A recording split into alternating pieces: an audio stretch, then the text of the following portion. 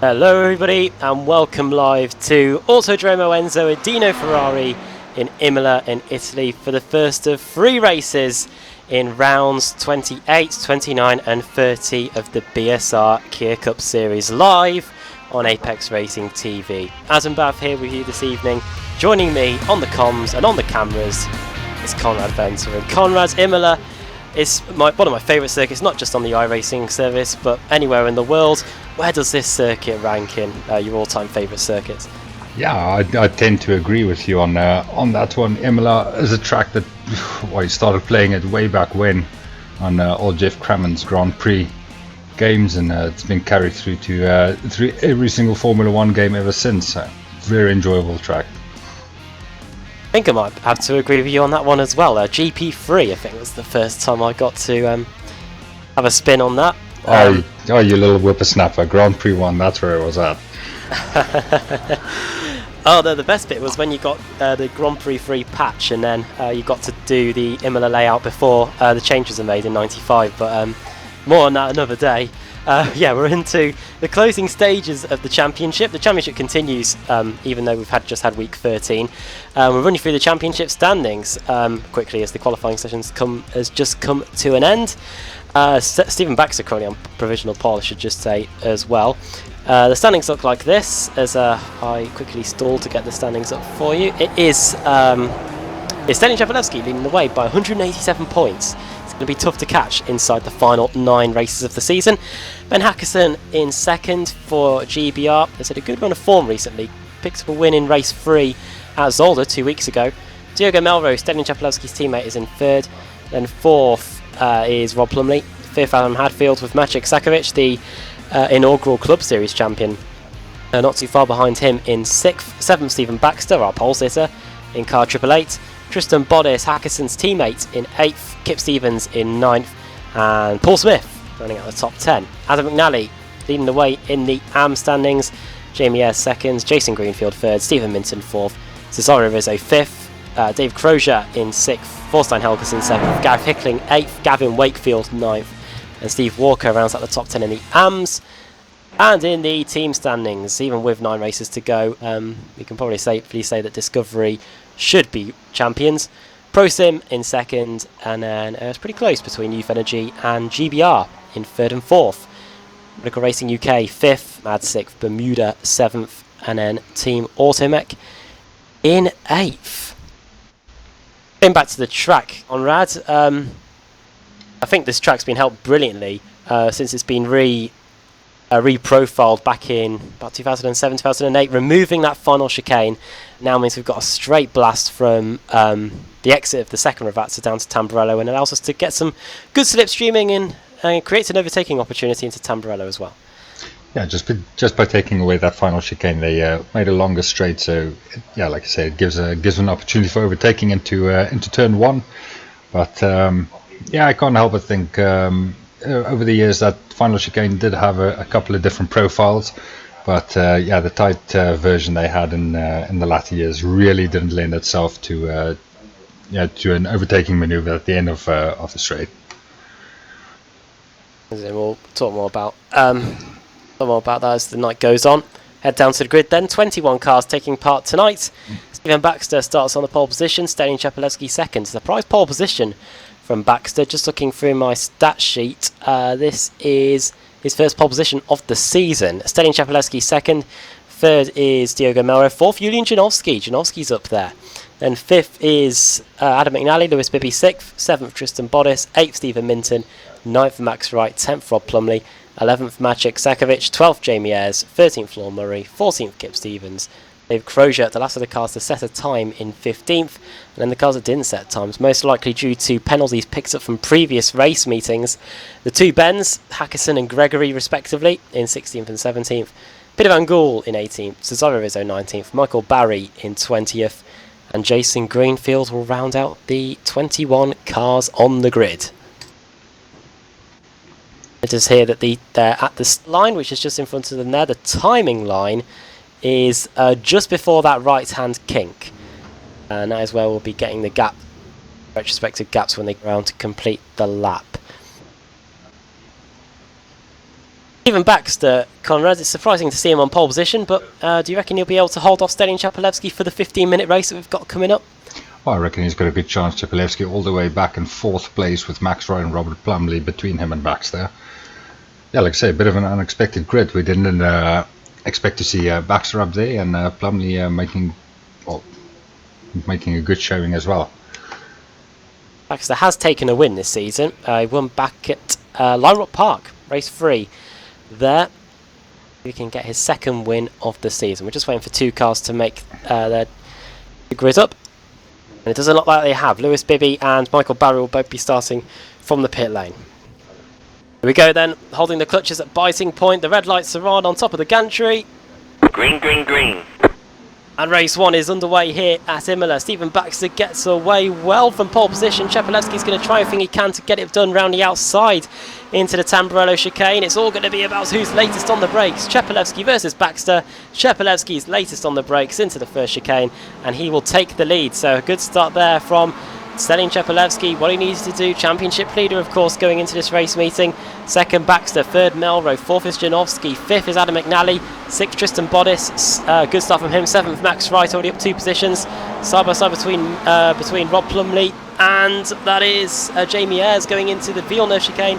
Plumley getting forced out wide going into Tosa, and we could go 3 wide here. That's the car up the inside of car 7, that is Ben Hackison, forcing his way up the inside there, and that is him through. So good start from those guys, Conrad.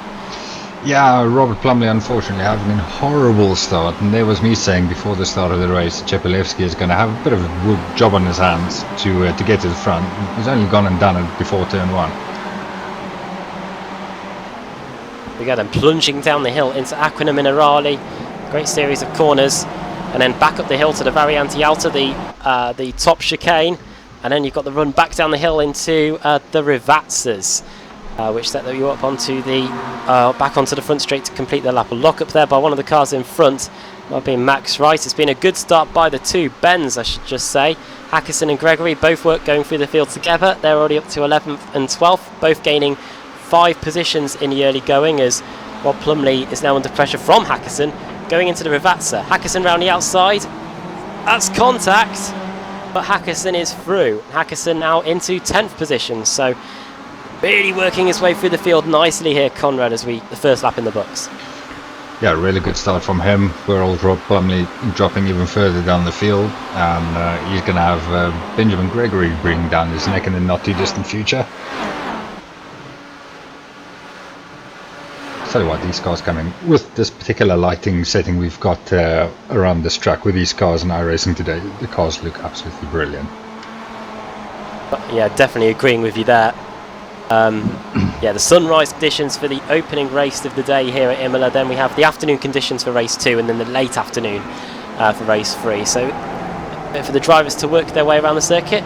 Nice warm day as well here in Imola, 23 degrees ambient temperature, 28 degrees track temperature, and at the end of the opening lap, Stalin Chapelevsky leads Stephen Baxter by 4/10 of a second. That's not too much, but Baxter loses it going into Piratella, sliding his way through there, and easy to do in these Kia Optimas. They are very powerful, pretty more powerful than your regular British touring car, and the drivers, especially Stephen Baxter, sliding the car around in the early going. Diogo Melro keeping Baxter honest.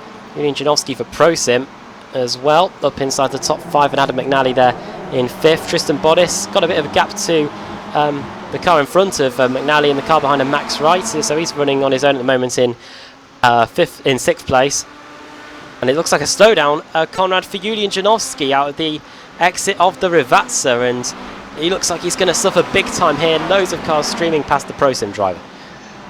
Yeah, and it's just really in the wrong place that he's trying to pick up speed again as well. He's going to get pushed wide by, who's that next to him? Was that Gregory? Or was it Plumley? Plumley, yeah. Looks like it's Plumley, yeah. And now they're going to go at it down the front straight. Here comes Ben Gregory as well. He's going to pick up a decent tow. Car 113, possibly even a bit of bump drafting here. This might not end well. Two Pro Sims versus Team Mad and Ben Gregory. Out on the brakes they go. Oh, contact's made. Gregory into the... Oh no, this has not gone well at all. And that is Maciek Sakovic flying into the back of Law Murray. That's what's happened there. Just looking back on the replay. Oh dear. Well, Lord Murray definitely arrived with a fair rate of knots, but they didn't expect to see car 48, Julian Janowski, facing them. No, definitely not. And that there is what a parking lot looks like on a racetrack. Yeah. Yeah. Your thoughts on that, Conrad? Was it just Ben Gregory getting a bit late on the brakes and just giving Janowski a bit of a tap?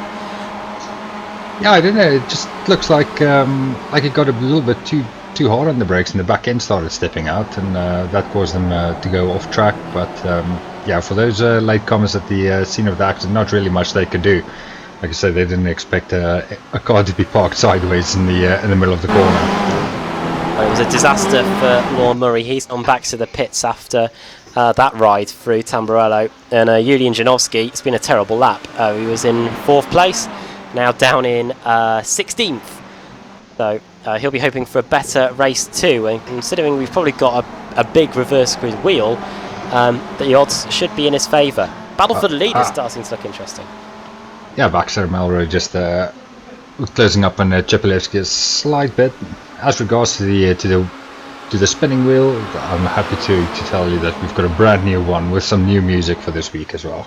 Oh, brilliant. Well, we can look forward to that then at the end of this opening race. Should remind viewers that are new to this series, we do have reverse grids as Baxter backs it in to the Tamburello chicane, and that works an absolute treat. If anything, it helps him close in on Chepelevsky even more there. Yeah, Chepelevsky is going to start feeling the pressure a little bit, as Melrose has a look as well. It'd be interesting to find out from the drivers, because obviously with the new build that came out last week, there's Kia's on the new tyre model, or the new tyres that we got on the Porsche a little while ago, and yeah, they just toned back the performance in the Kia a little bit to bring it more in line to what its lap times were like in real life.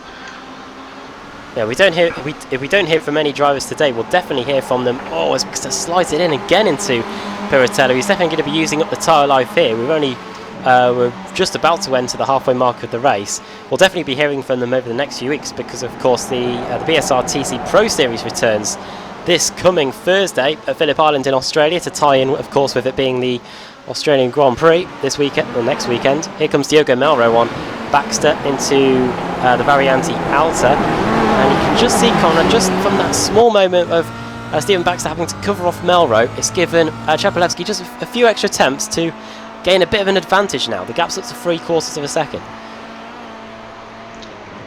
Yeah, and but the thing is, Baxter looks like he's quite capable of. He's making these little mistakes, but he's very capable of just pulling that time back again. Well, yeah, we know what the old saying in racing is catching up is one thing, passing is a completely different matter. Back further through the field and see if we've got any other battles going on track. Quite close here between Max Wright and Tristan Bodis. I said a few laps ago that that Bodis seemed to be on his own, but it looks like that yeah, the Automech car of Wright has reeled him in, and he could have an opportunity going here into the Tamburello chicane.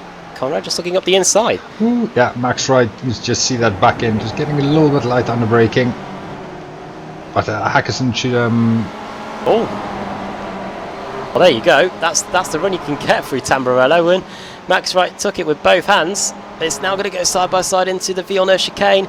Looks like Max Wright's already got the move done, but he's going to go wide on the exit of the Villeneuve chicane onto that the concrete on the exit. And now he's got his teammate in, Ben Hackerson, who of course started at the rear, now on the back of these two as well. So we've got all of a sudden a nice 3-car battle. Max Wright now up into 5th place, a gain of 4 positions. Tristan Bodis down to 6th. That's still a position higher than where he started, and Ben Hackerson continuing his surge as Bodice slides his way through the Piratella, and Ben Hackerson trying to work out the best way to get past his teammate.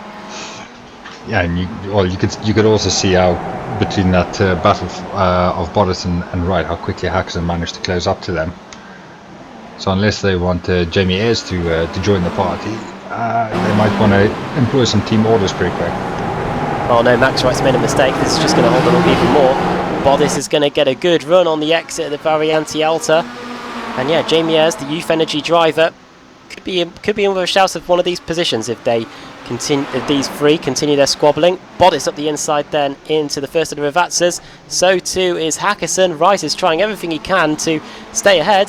Trying around the outside. Good work there by Bodice to shove him out wide and leave him prey to Ben Hackerson behind. Coming across the line to start lap 6 of the race. Just over 5.5 minutes to go here.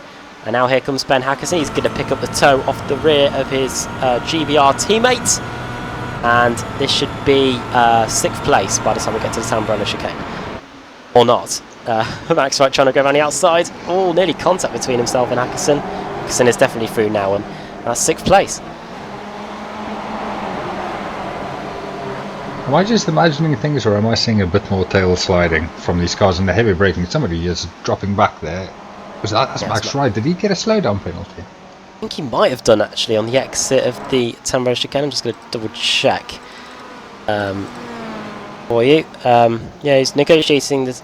Yeah, I think he might have took a bit too much of the inside curve going through the right hand a bit of the Tamburello chicane. Yeah, we're seeing these cars slide a bit more this season. That'll be something to put to the drivers. Yeah, there you go. It's Jamie Ayres sliding it right on cue for us. A lot of drivers seem to be doing that now, and I'd say that these Kia Optimas are pretty powerful machines, front wheel drive, so it is pretty easy to slide and able to hold on to it. It's not like as off goes Max Wright again, not having a good lap at the moment. Slowdown penalty, and now a lapse in concentration leaves him off and allows Plumley the opportunity to get up the inside. That's the position for him.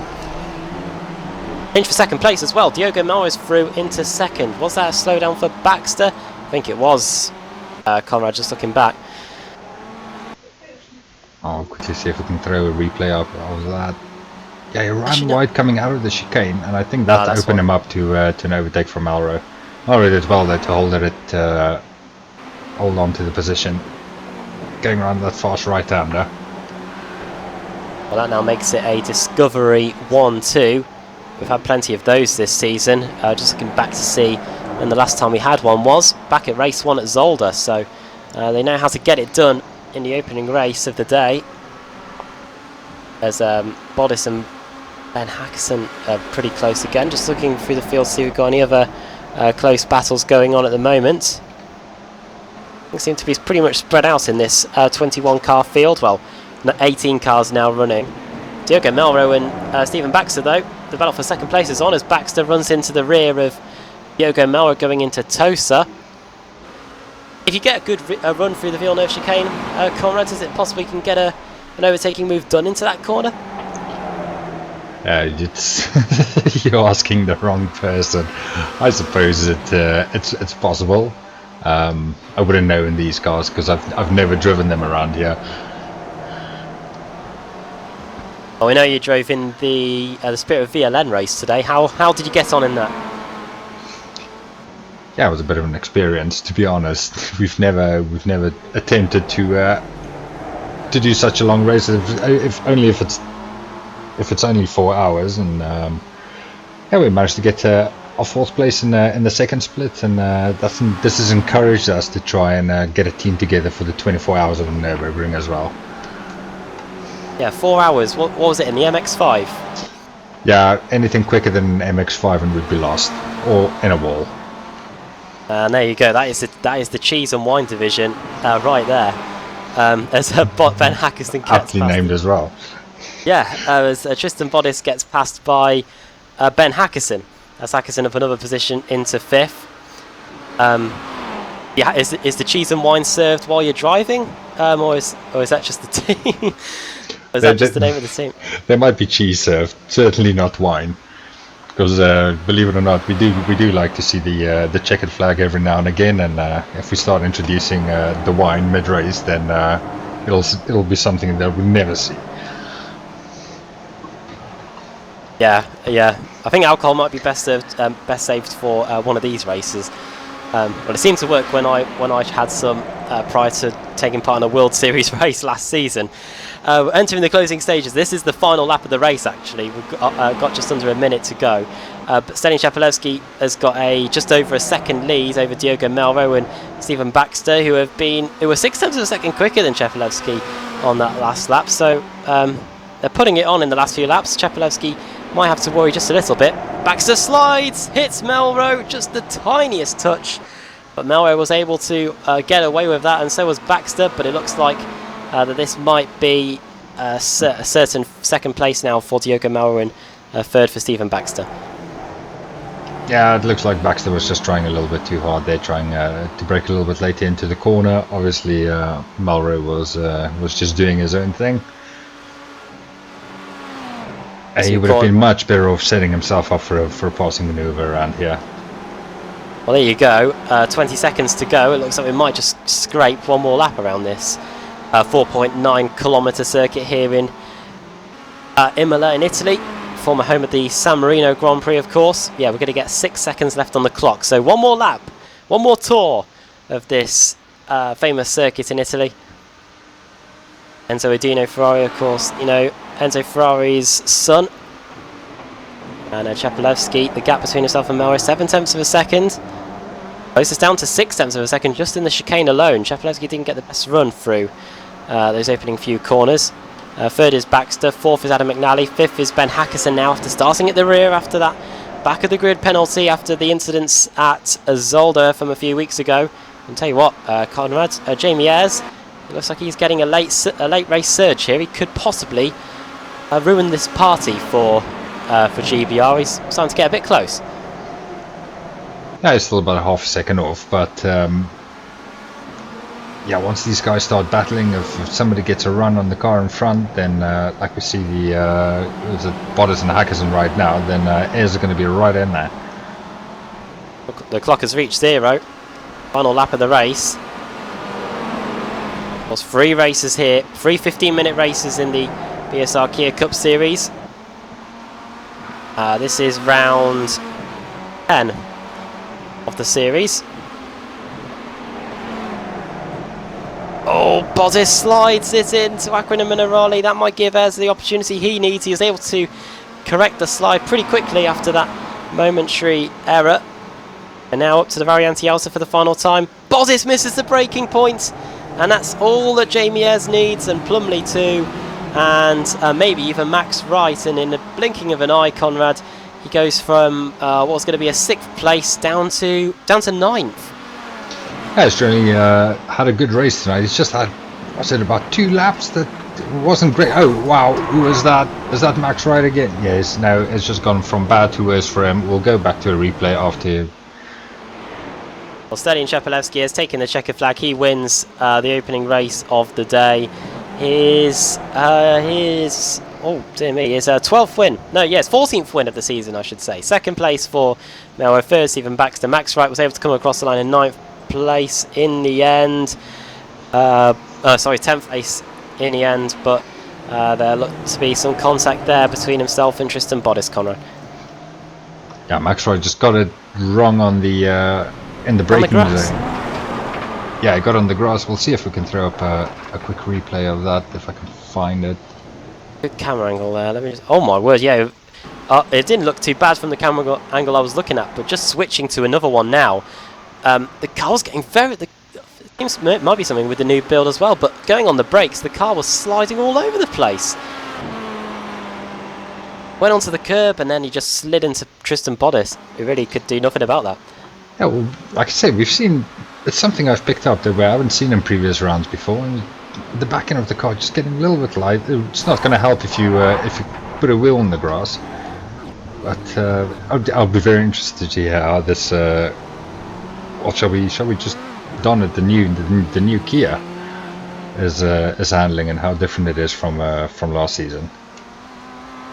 Well, yeah, it has to be said.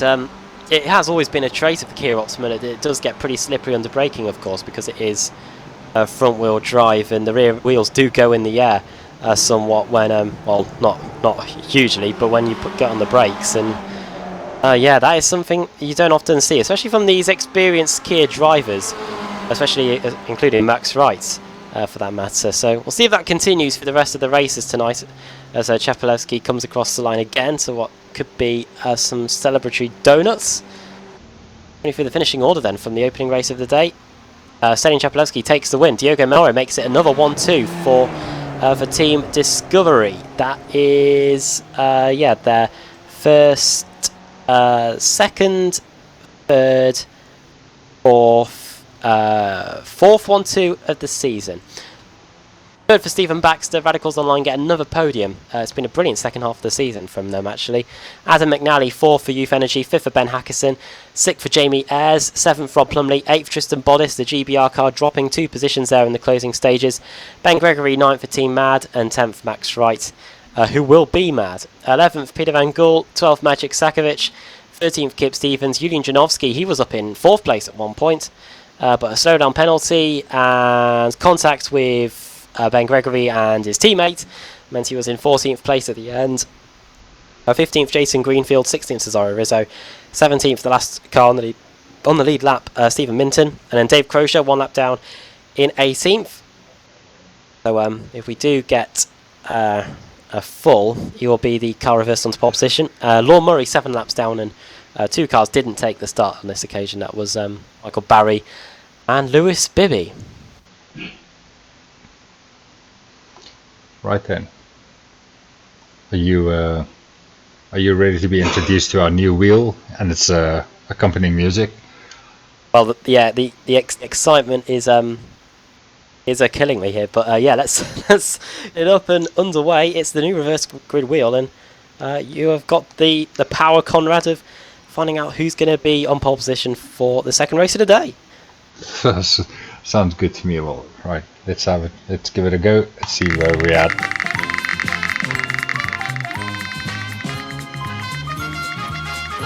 Right,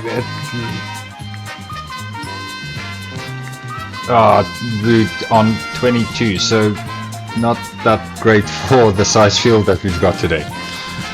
Oh yeah, I think that pretty much means that Crozier's going to be on a pole position. Oh yeah, I've just caught a glimpse of the wheel, Conrad. It looks very good indeed. Yeah, I believe Dave Crozier's going to be on pole position. Then he finished in 18th. It's the last classified finisher. So he'll be on pole position. Second, Stephen Minton. Third, Cesaro Rizzo. The 4th, Jason Greenfield, and 5th will be Julian Janowski.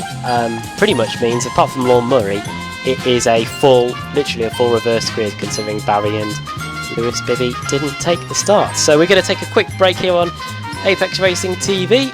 Join us in a few moments, because we're going to get on the grid and get the second race of the day, round 29 of the BSR Kia Cup Series underway. So don't go anywhere.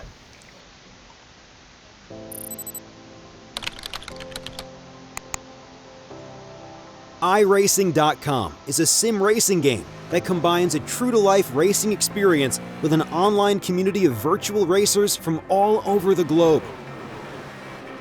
iRacing offers a multitude of officially licensed cars and tracks, laser scanned with millimeter accuracy.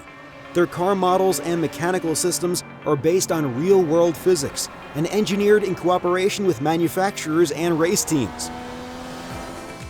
iRacing's web-based interface allows members to compare stats and test drive any combination of car and track instantly.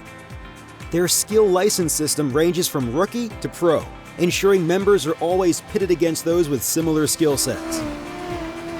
Members are able to sign up for a weekly race series, compete in time trials, host a private race with friends, and participate in racing leagues created and run by the community.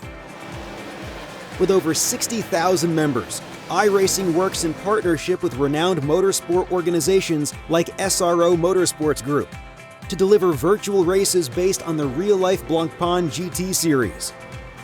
iRacing's Blancpain Endurance Series features team racing, giving members the ability to build a team and participate in races ranging from 3 hours to 24 hours. Additional partners include NASCAR, IMSA, V8 Supercars, IndyCar, allowing members to race in their very own 24 hours of Spa, Bathurst 1000, Daytona 500, and many more. iRacing.com, delivering the most authentic racing experience short of getting into a real race car.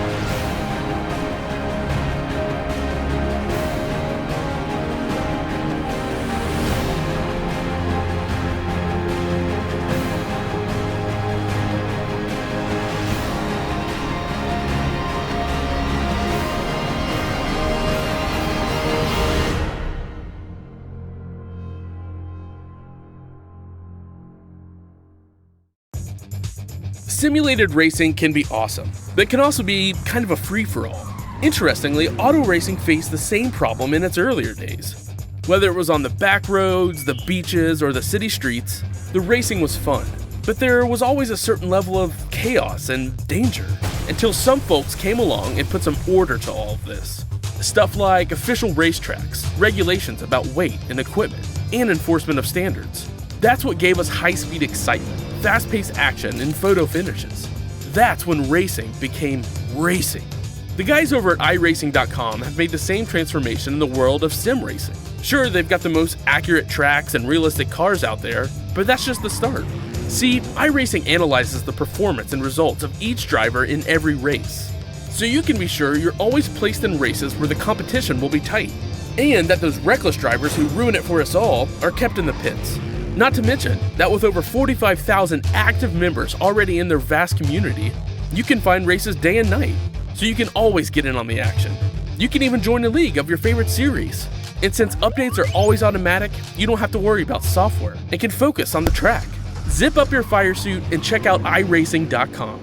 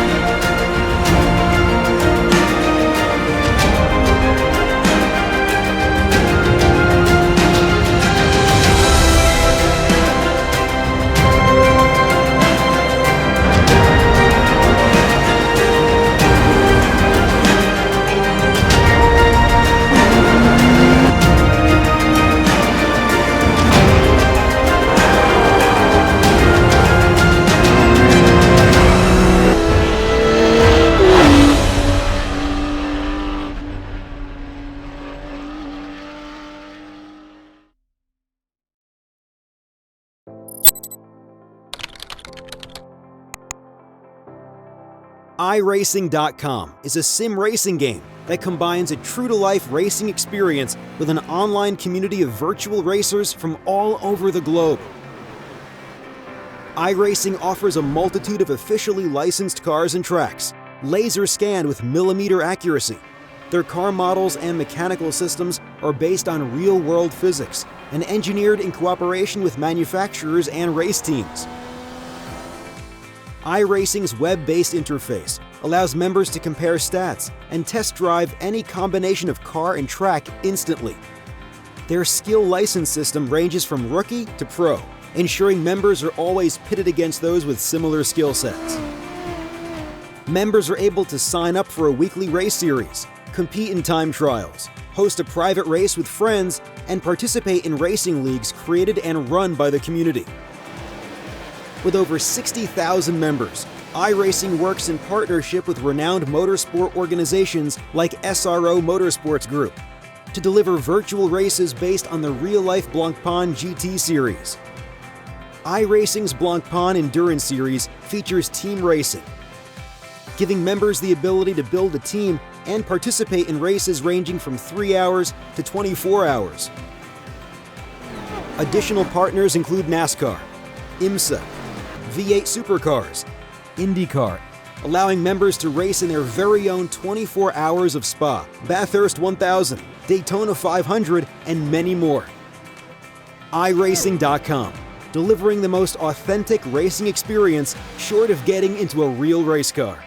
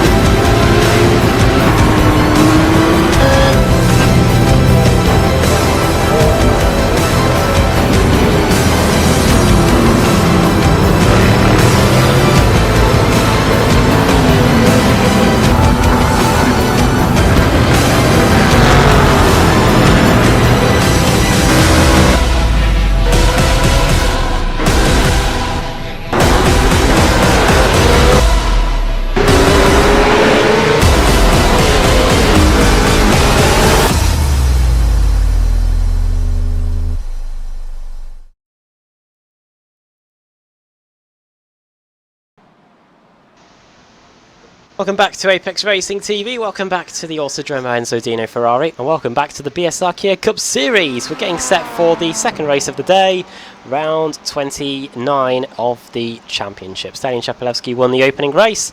He's going to be pretty much starting at the back for this one, so it'll be interesting to see how he can progress through the field. Adam Bath here again with Conrad Venter in the booth and on the cameras.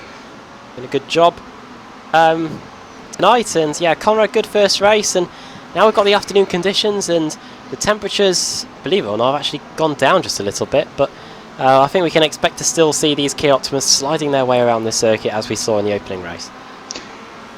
Yeah, like we say every week, race one is a chance for these guys to qualify and get themselves as good a position as possible, and that's sort of your banker for the weekend, to get a good result in before the reverse grid starts kicking in. From now on, it's hanging on to your seat and hoping for the best as you try and work your way as far as possible through the traffic. Well, and reverse as well for the guys that didn't finish so well in the first race. There's a chance to start from the front and try and salvage something from the evening. Of course, we're looking forward to Thursday, where the BSR TC starts again. Not only that, but it starts with a whole new ball game, you could say, on Thursday night, with the introduction of the new BSR Porsche Cup, which is going to run in tandem. We start off the evening with the first race of the Porsches, then we head to the first race of the BSR TC, then back to race 2 of the Porsches, and then we get the rest of the BSR TC meeting over and done with. And Conrad, you're going to be racing in that. We had a test race at Spa last Thursday. Learned much from that going into this championship this week? Yeah, I learned from it that's not really a championship that I belong in, but I blame Mr. Sam Kumo, one of our other cameramen, for pressuring me into this adventure. But we'll see how it goes. You never know, might salvage something from somewhere, but I'm not great in that car. I'm really, really slow. Is it a car that's you would say is not in the cheese and wine arsenal? You could say. It's definitely if a list of cars comes up to pick to do a race in, the Porsche will not be on it. Not because we don't like it, it's just because we can't drive it. It is too quick. Maybe, yeah, any car that's got a top speed of under 120 miles an hour, that'd be in the cheese and wine division, quite possibly. MX-5s, Jettas, Solstices, That's our type of cars. You can expect to see them there, and well, with all of what we've been discussing that, we won't be able to do the grid. Stephen Minton's on pole, Rizzo second, Greenfield third, Janowski fourth, Kip Stevens in fifth, and I can take that Cesare Rizzo hasn't taken to the grid. So it's going to be just Stephen Minton on the front row. Here we go. Green, green, green. Underway here, and it is not a good start by Stephen Minton, but it doesn't matter because he's the only car on the front row. Jason Greenfield looks like he's going to lose second place because here comes Julian Janowski. We had 4 cars start from the pit lane, and Janowski trying around the outside. Greenfield all sorts of out of shape there, and here comes car 8. That's Maciek Sakovic, the first Club Series champion. Good start from him, already up 2 positions. That could be 3 positions in a moment because he's now going to go around the outside of Jason Greenfield going into the Fielner chicane, and he gets it done. So the team-ad car of Sakovic already up into 3rd place. 4 cars starting from the pit lane. They were Rizzo, Gregory, Van Gool and Bibby. So Gregory, after that good race in the opening race, he's going to be starting at the back of the grid again here for race 2. And already the GBR cars are already battling again here on the exit of Tosa. Over the top of the hill into the Piratella for the first time. Stephen Minton trying to get an early gap here. Minton, has he got any podiums to his name this season? Just looking. Yes, he has. He's been on the podium once. We're hoping to get another one here and maybe even make that a win as we go into Aquina Minerali. But Konrad Julian Janowski, he already looks like a man on the mission, and he could have the lead by the end of this lap. Yeah, he's usually pretty good from making his way through the field from the back of the grid. Luckily for him, goes side by side with Minton here. This is going to be a rundown into Max Wright's favourite corner, but it looks like Janowski's already got it done. Oh, well, that's Stephen Minton just yet. He's going to go for it, possibly. Janowski goes out wide. Up the inside goes Minton. Contact, surely. Both of them onto the grass. That'll be a slowdown for Minton without a shadow of a doubt. And this could allow Ben Gregory to take the lead now. Maciek Sakovic, I should say. It's a drag race across the line. Janowski, I don't think will lead the lap. It is going to be Maciek Sakovic that leads by 0.02 of a second. But now it's going to be who's going to be latest on the brakes into the Tamburello chicane to start lap 2. Janowski, you will expect him to not give it up without a fight. But Maciek Sakovic takes the lead going into the Tamburello chicane, and a bit of a comedy of errors really going into those final 2 corners. Konrad Janowski going way too deep into the first Ravazza, and then Minton throwing it up the inside into the final corner. Yeah, that's not ended well for Minton. I am trying to find him on my timing screen, and I can't see him. Minton is he's in 12th place, 11 positions lost. Oh, there we go. Janowski's taken the lead going into Tosa. Move up the inside there as Sakovic, so he's restored his lead. And Kip Stevens, his Pro Sim teammate, looking interested now in taking that second place away as well. Just behind those guys, you can see Max Wright and Jason Greenfield, I should say, were running pretty close going into Aquina Minerali. And also, you can see there car 7, the familiar colours of Ben Hackerson. I expect him to work his way through the field during the second race as well. Of course, getting put back in the midfield due to the reverse grid. And I can tell that Diego Maris had a good start as well at 4 positions to 12th. Stalin Chepelevsky, our race 1 winner, up 7 positions as well to 10th. The 2 Discovery cars working their way through the field nicely. Hackerson having a little look up the inside there on Max Wright. Wright was absolutely brilliant on the brakes there. That was the corner where he went off and ruined his finish in race 1, but he was brilliant on the brakes into that final corner and stopped Ben Hackerson from having a go up the inside, and might be able to have a go on Jason Greenfield this time, Conrad, because he's going to pick up a decent tow here. Yeah, I guess Max Wright had a little practice go in the previous race on how not to take that corner. But yeah, it just looks like he doesn't have enough. Well, no, he had plenty to overtake Greenfield, and into the chicane, Greenfield just overcooking it completely, going for a little off-track excursion.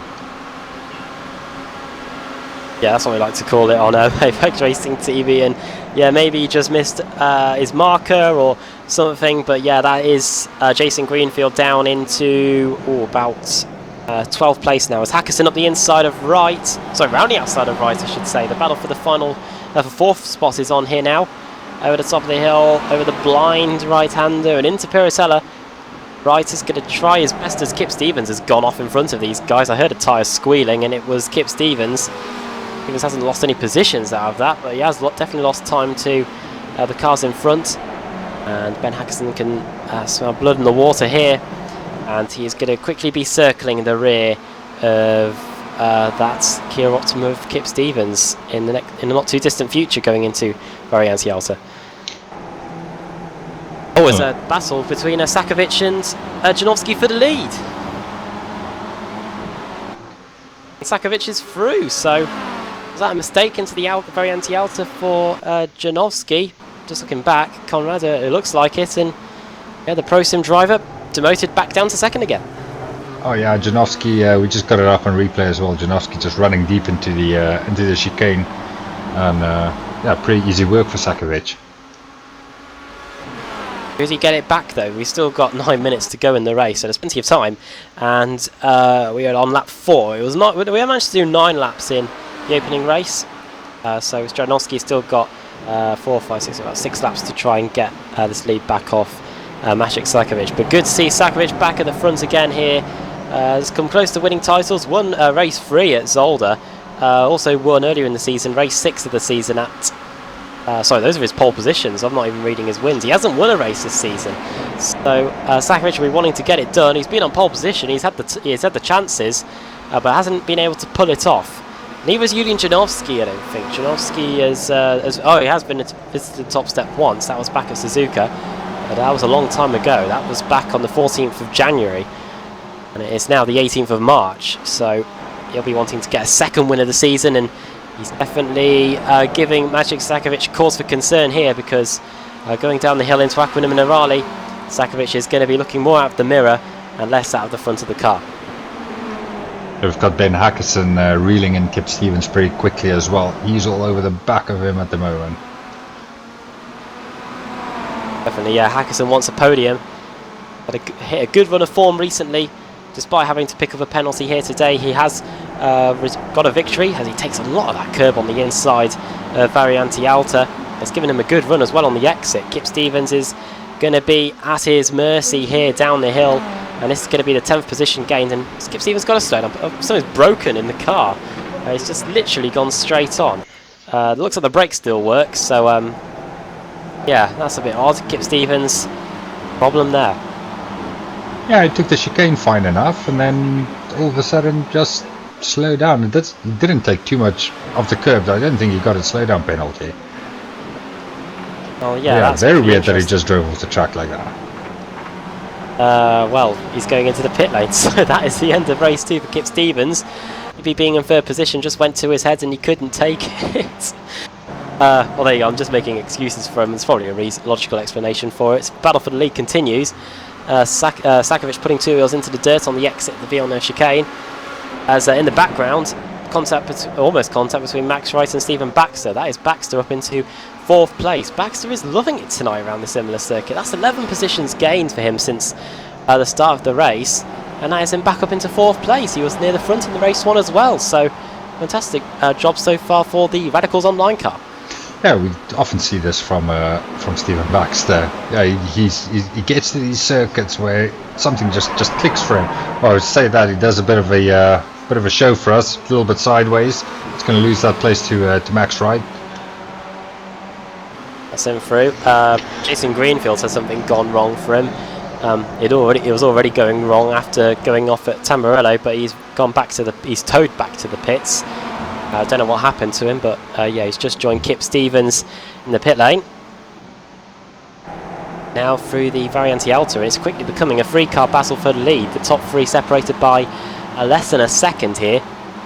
And how quicker was Janowski, Ben Hackerson, than the guys in front of him? He was the quickest by a 10th of a second last time around than Julian Janowski. And quite a way quicker than Maciej Sakovic. Going through the final corner now, and he's within striking distance and will be able to pick up a good slipstream as well.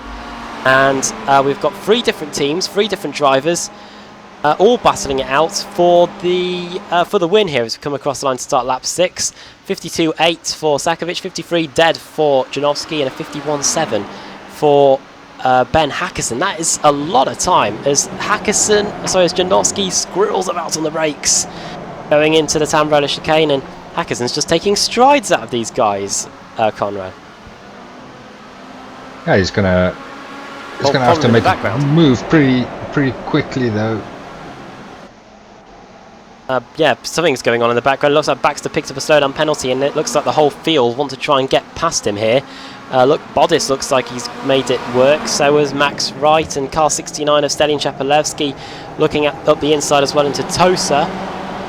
Oh, this is way too close for comfort here for these guys. One small move in the wrong direction could have disastrous consequences, not just for them, but for the whole of this pack. Same time, Ben Hackerson's up into second, past Janowski into Piratella. It looks like a pretty straightforward move. Oh, Janowski might have just overcooked it a bit as well, and that definitely made it a done deal for Hackerson. That's him through into second. It's now Max Wright in fourth. Fifth is Tristan Bodis. Sixth is Tristan Bodis. Sixth is Tristan. There's a Stephen Baxter, I should say. Seventh is Stelin Chapelevsky. Then eighth, Diogo Melro. And throw all of these guys under a blanket here. They are so close to each other. Chapelevsky gets a good run though out of the very anti-alta, and he's almost on the grass in his pursuits of trying to get by here. And at the same time, Bodis trying to get past Wright. Moves all over the place here in this pack. This gaggle of cars. And Bodis looks like he might get a good run out of the Rivazza, so he could have an opportunity here, Conrad, to get past the Scotsman of Max Wright. Yeah, I can't imagine how much pressure Max Wright is feeling when every time he looks in his rear view mirror, he just sees his whole train of cars behind him. Oh, Tristan Bodis is going for the outside. Let's see if he can make this move stick. 7/10 of a second separate all these guys. Bodis gets it done. He's through. Baxter's going to try and follow him through as well. He's got such a good run, but he can't go anywhere with it. And now here comes Stelin Chapelevsky, 2x2 on the exit here. Chapelevsky is going to get boxed in. Baxter's going to get boxed in. Where do you go, really? Bodis round the outside. Contact. Wheels, and off goes Baxter. Off goes Chapelevsky as well, as you believe. Yeah, they both go through the gravel. Jamie Ayres, it looks like... Oh, Jamie Ayres, dear me. Oh, that's gone horribly wrong. Diogo Melro is off as well. And that is a nightmare for Discovery. And Stephen Baxter and Jamie Ayres. And Stelin Chapelevsky as well. What's going on there? A terrible rejoin from Stelin Chapelevsky. Oh yeah, Baxter just got the back end loose a little bit going into that corner. And yeah, he took Melro with him. Like I said, Chapelevsky, not a great rejoin by any stretch of the imagination. Baxter, it looks like his day is done. Yeah, did he get going again? He towed back to the pits. It looked like he was going to get away with it, but that contact with Jamie Ayres and Chapelevsky afterwards might have just put the final nail in his race 2 coffin, and might be cursed at the commentator again. I was saying how well it was going for him, but now he's back in the pits. Battle for the lead then. Ben Hackerson round the outside of Maciej Sakovic going into Rivazza. Just over 2 minutes to go. Sakovic gives him the room. Is he going to throw it back up the inside to the second Rivazza? He does. Hackerson gives him the space as well, but he's not going to get the run on the exit. He's going to pick up the toe though, and he might get a bit of bump drafting help from Julian Janowski here. In fact, no, he won't. Janowski's going to go for it himself as we come across the line. We'll start lap 8 of the race, penultimate lap here at Imola in race 2. That is very brave from Sakovic to cut across there. Janowski was almost alongside and is up the inside into Tamburello. That is him through into second place. Jamie Ayres into the pits, no surprise there. Meat flag for the Youth Energy driver. Another casualty of that contact going into the Villeneuve chicane, which the leaders are just heading into now. And now can Janowski do anything about Sheppy? Hackerson, sorry. Yeah, we're just going to have a little look here. They might very well be on the final lap. They came across the start-finish line with about 1 minute and 47 seconds, I think, on the clock left. So it's going to be touch and go. You never know. iRacing might just decide to make them go around again. But nevertheless, Benjamin Hackerson has pulled out a decent lead, while Janowski and Sakovic is battling away for second place. Bakunin Minerali then. Hackerson has a 1.3 second lead back to Sakovic in third. 0.8 of a second lead over Julian Janowski as we come out of Aquina Minerali. 30 seconds left on the clock. I think you're right, Conrad. I think this could be the final lap. iRacing could throw another lap in. Depends how late we are getting back to the start line. through the Variante Alta then. 20 seconds. It's going to be touch and go here. But Ben Hackerson, fantastic job from him, up 12 positions and to the race lead. Races in anything. Ben Hackerson, GT3 cars and this championship as well. Heading into the final corner, 5 seconds left. 3, 2, 1, 0. It is going to be the checker flag. Ben Hackerson takes the win, takes the checker flag and wins race 2 of the day here at Imola. Second place for Janowski, third for Sakovic. Who's going to get fourth? It's going to be Tristan Bodis. Got the better of Max Rice in the end then. Stephen Minton takes 6th, 7th Melro. 8th is Rob Plumley in for that Pro Sim car, and Ben Gregory in 9th. And Stalin Shapalewski with a bit of damage and a bruised ego perhaps as well, comes across the line and takes 10th place. I wonder if the stewards will be looking at the incident at the Vilna chicane later on this. Yeah, well, I think the original incident was just wasn't racing too bad. incident. It was just the rejoin, yeah. Oh, would you agree with that, Conrad? Yeah, absolutely. They it was at so Baxter that just got out of shape a little bit, and it was just a racing incident. But yeah, Cheppy's rejoin might have raised a few eyebrows.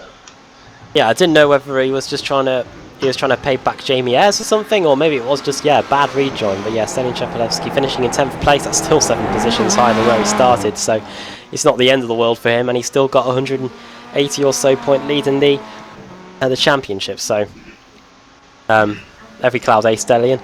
Running through the finishing order then, Ben Hackerson takes the win. I believe everyone's finished.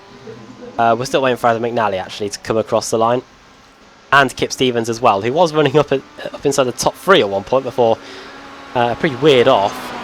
Comes across the line to take 16th place, and Adam McNally should come through now in 17th. How far down did Kip Stevens finish? Is he still eligible for the reverse grid? Yes, he is. Yeah, it looks like it. I'm sure that I'm sure when you're running in 3rd place, you wouldn't back off and try and hope for a reverse grid. I don't know, but yeah, I'm just speculating. Ben Hackerson takes the win then. 2nd, Julian Janowski. 3rd for Maciek Sakovic. 4th for Tristan Bodis. 5th, Max Wright. 6th, Stephen Minton. 7th, Diogo Melro. 8th, Rob Plumley. 9th, Ben Gregory. And 10th, Stalin Shapalewski. 11th, Dave Crozier. 12th, Lewis Bibby. 13th, Jamie Ayres. 14th, Michael Barry. 15th, Adam Delmont. 16th, there he is, Kip Stevens. Adam McNally, 17th. Then the car's 1 lap down or more. Stephen Baxter, 1 lap down. Yep. Then 19th, Peter Van Gool, 1 lap down. 20th is Cesare Rizzo. 21st is Jason Greenfield, 3 laps down. So we do get a high number. It'll be everyone but Jason Greenfield that are reversed. Reversed for the final race of the day. So Conrad, let's fire the music up again. Cue the music, and let's get the show on the road. The reverse grid for the final race of the day, round 30. Right, brace yourselves for this brilliant soundtrack. Gonna start singing with it one of these days. Oh, is it gonna tick over? It's again on 22. So, like I said, that's everybody apart from Jason Greenfield. Yeah, Cesare Rizzo is going to be on the pole then for the final race of the day. After starting from the pit lane as well, I do believe. He was on the front row of the grid for race 2, this race. So, yeah, that's worked out quite well for him. Peter Van Gool starting in 2nd, 3rd, Stephen Baxter, 4th, Adam McNally, and 5th, Kip Stevens. So, Stephen Baxter, it's not the end of the world for you either after that crash in race 2. You're going to be back at the front again for race 3. So, plenty of stories and plenty of stuff to talk about for a race 3, round 30 of the BSR Kia Series. And we'll have more, and we'll be on the grid, and we'll be getting ready to go after this break.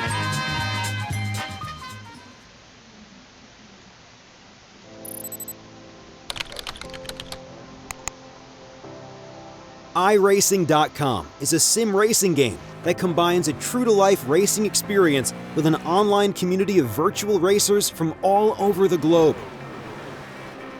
iRacing offers a multitude of officially licensed cars and tracks, laser scanned with millimeter accuracy, Their car models and mechanical systems are based on real-world physics and engineered in cooperation with manufacturers and race teams. iRacing's web-based interface allows members to compare stats and test drive any combination of car and track instantly. Their skill license system ranges from rookie to pro, ensuring members are always pitted against those with similar skill sets. Members are able to sign up for a weekly race series, compete in time trials, host a private race with friends, and participate in racing leagues created and run by the community. With over 60,000 members, iRacing works in partnership with renowned motorsport organizations like SRO Motorsports Group to deliver virtual races based on the real-life Blancpain GT series. iRacing's Blancpain Endurance Series features team racing, giving members the ability to build a team and participate in races ranging from 3 hours to 24 hours. Additional partners include NASCAR, IMSA, V8 Supercars, IndyCar, allowing members to race in their very own 24 hours of Spa, Bathurst 1000, Daytona 500, and many more. iRacing.com, delivering the most authentic racing experience short of getting into a real race car.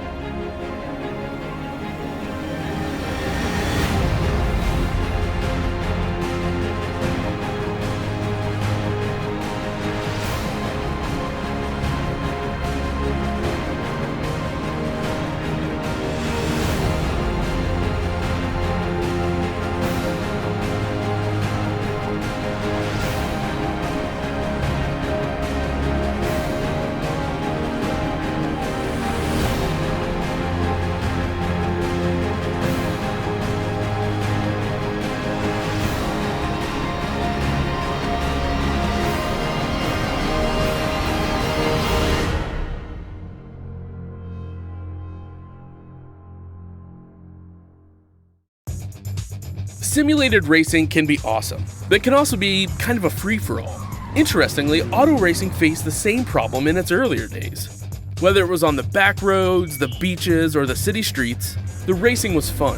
But there was always a certain level of chaos and danger, until some folks came along and put some order to all of this. Stuff like official racetracks, regulations about weight and equipment, and enforcement of standards. That's what gave us high-speed excitement, fast-paced action, and photo finishes.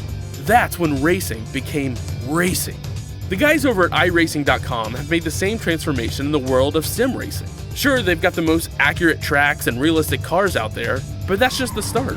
See, iRacing analyzes the performance and results of each driver in every race, so you can be sure you're always placed in races where the competition will be tight, and that those reckless drivers who ruin it for us all are kept in the pits.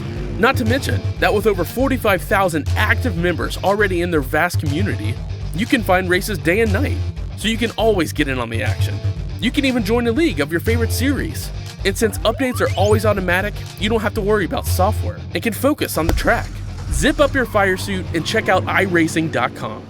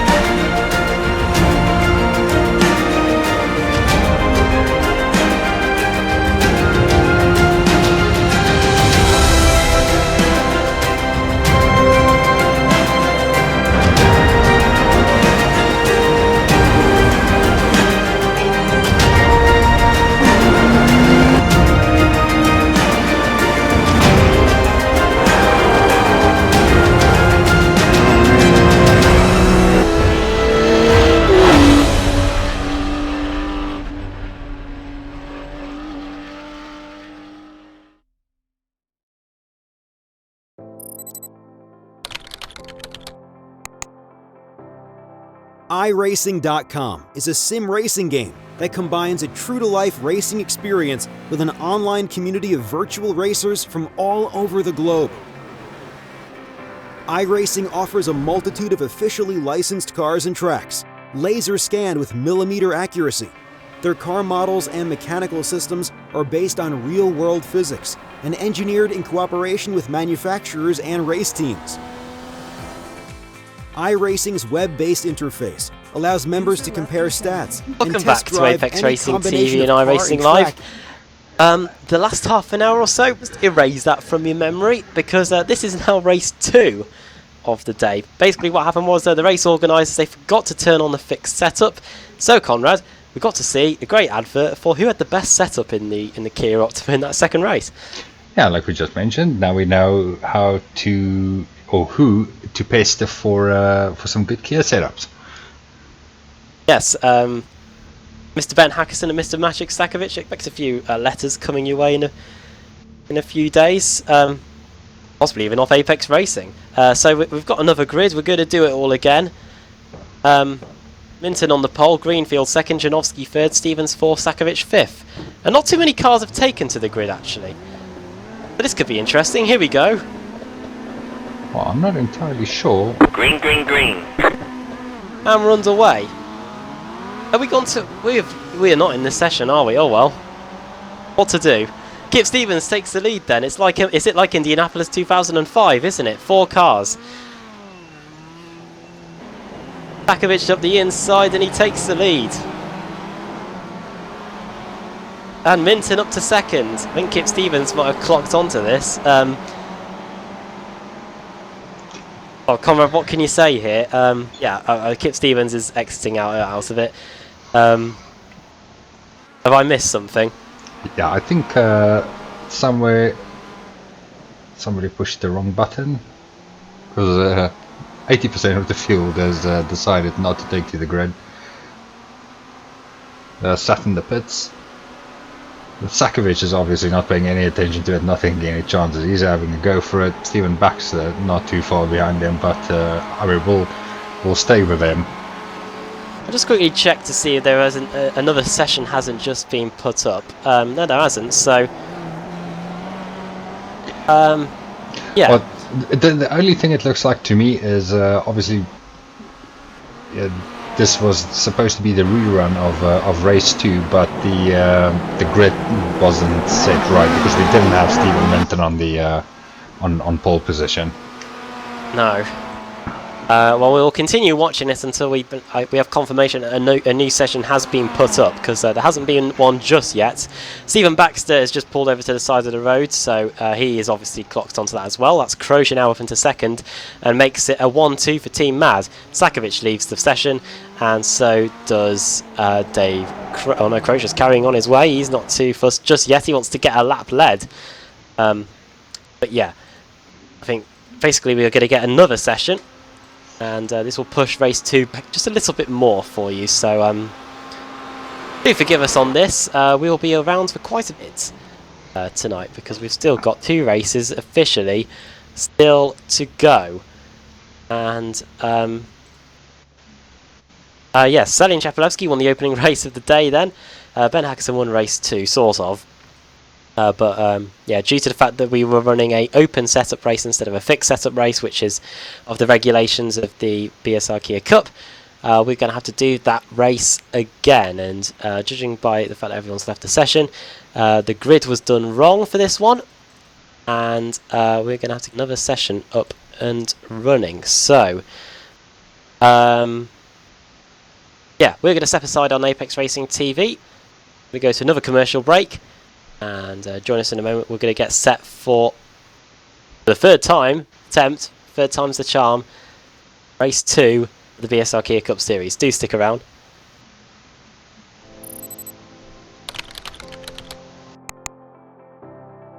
iRacing.com is a sim racing game that combines a true-to-life racing experience with an online community of virtual racers from all over the globe. iRacing offers a multitude of officially licensed cars and tracks, laser scanned with millimeter accuracy. Their car models and mechanical systems are based on real-world physics and engineered in cooperation with manufacturers and race teams. iRacing's web-based interface allows members to compare stats and test drive any combination of car and track instantly. Their skill license system ranges from rookie to pro, ensuring members are always pitted against those with similar skill sets. Members are able to sign up for a weekly race series, compete in time trials, host a private race with friends, and participate in racing leagues created and run by the community. With over 60,000 members, iRacing works in partnership with renowned motorsport organizations like SRO Motorsports Group to deliver virtual races based on the real-life Blancpain GT series. iRacing's Blancpain Endurance Series features team racing, giving members the ability to build a team and participate in races ranging from 3 hours to 24 hours. Additional partners include NASCAR, IMSA, V8 Supercars, IndyCar, allowing members to race in their very own 24 hours of Spa, Bathurst 1000, Daytona 500, and many more. iRacing.com, delivering the most authentic racing experience short of getting into a real race car.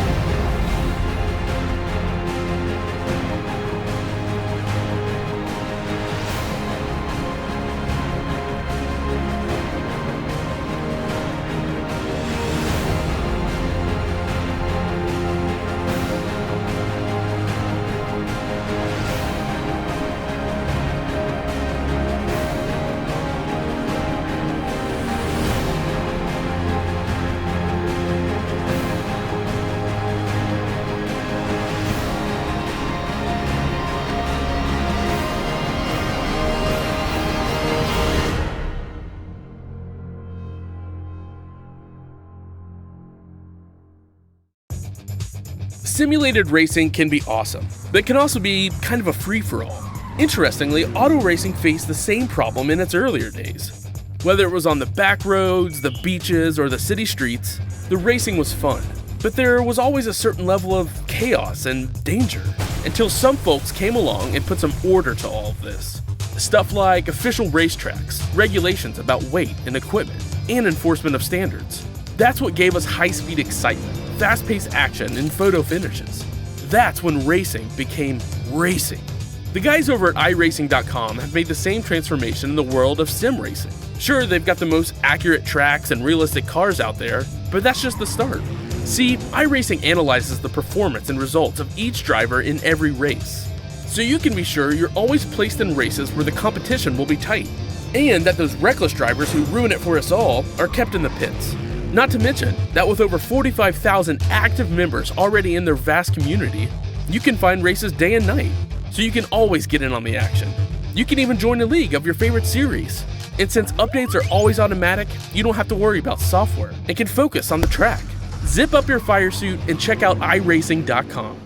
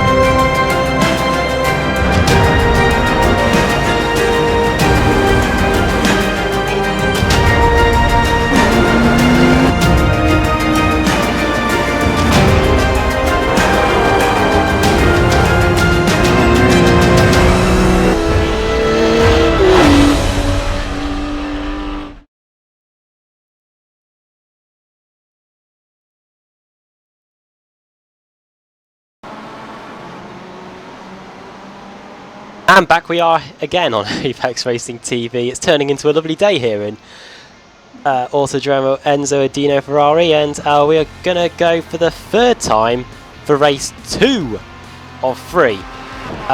Those of you who are joining us or haven't been here for the last 45 minutes or so, we ran race 2. It turns out we were running an open setup race instead of a fixed setup. Then we reset to a new session where the grid was wrong. And now we are in a third session where, fingers crossed, Conrad Venter, we're going to get a race on our hands here. An official one as well. Yes, well, initial indications are that everything is on track. We should be alright. Stephen Minton should be on pole with a fixed setup. Fingers crossed.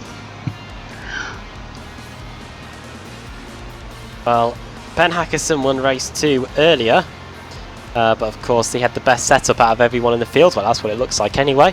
And yeah, Sakovic was finished in second place in the end. After all that. I think it might have been Janowski that got second place. It was so long ago now. We haven't got 2 left in the warm-up before we get going again for race 2. Of course, tomorrow we see the return of the IMSA. That is at Laguna Seca, I do believe. So that'll be on Apex Racing TV at 4:45 tomorrow.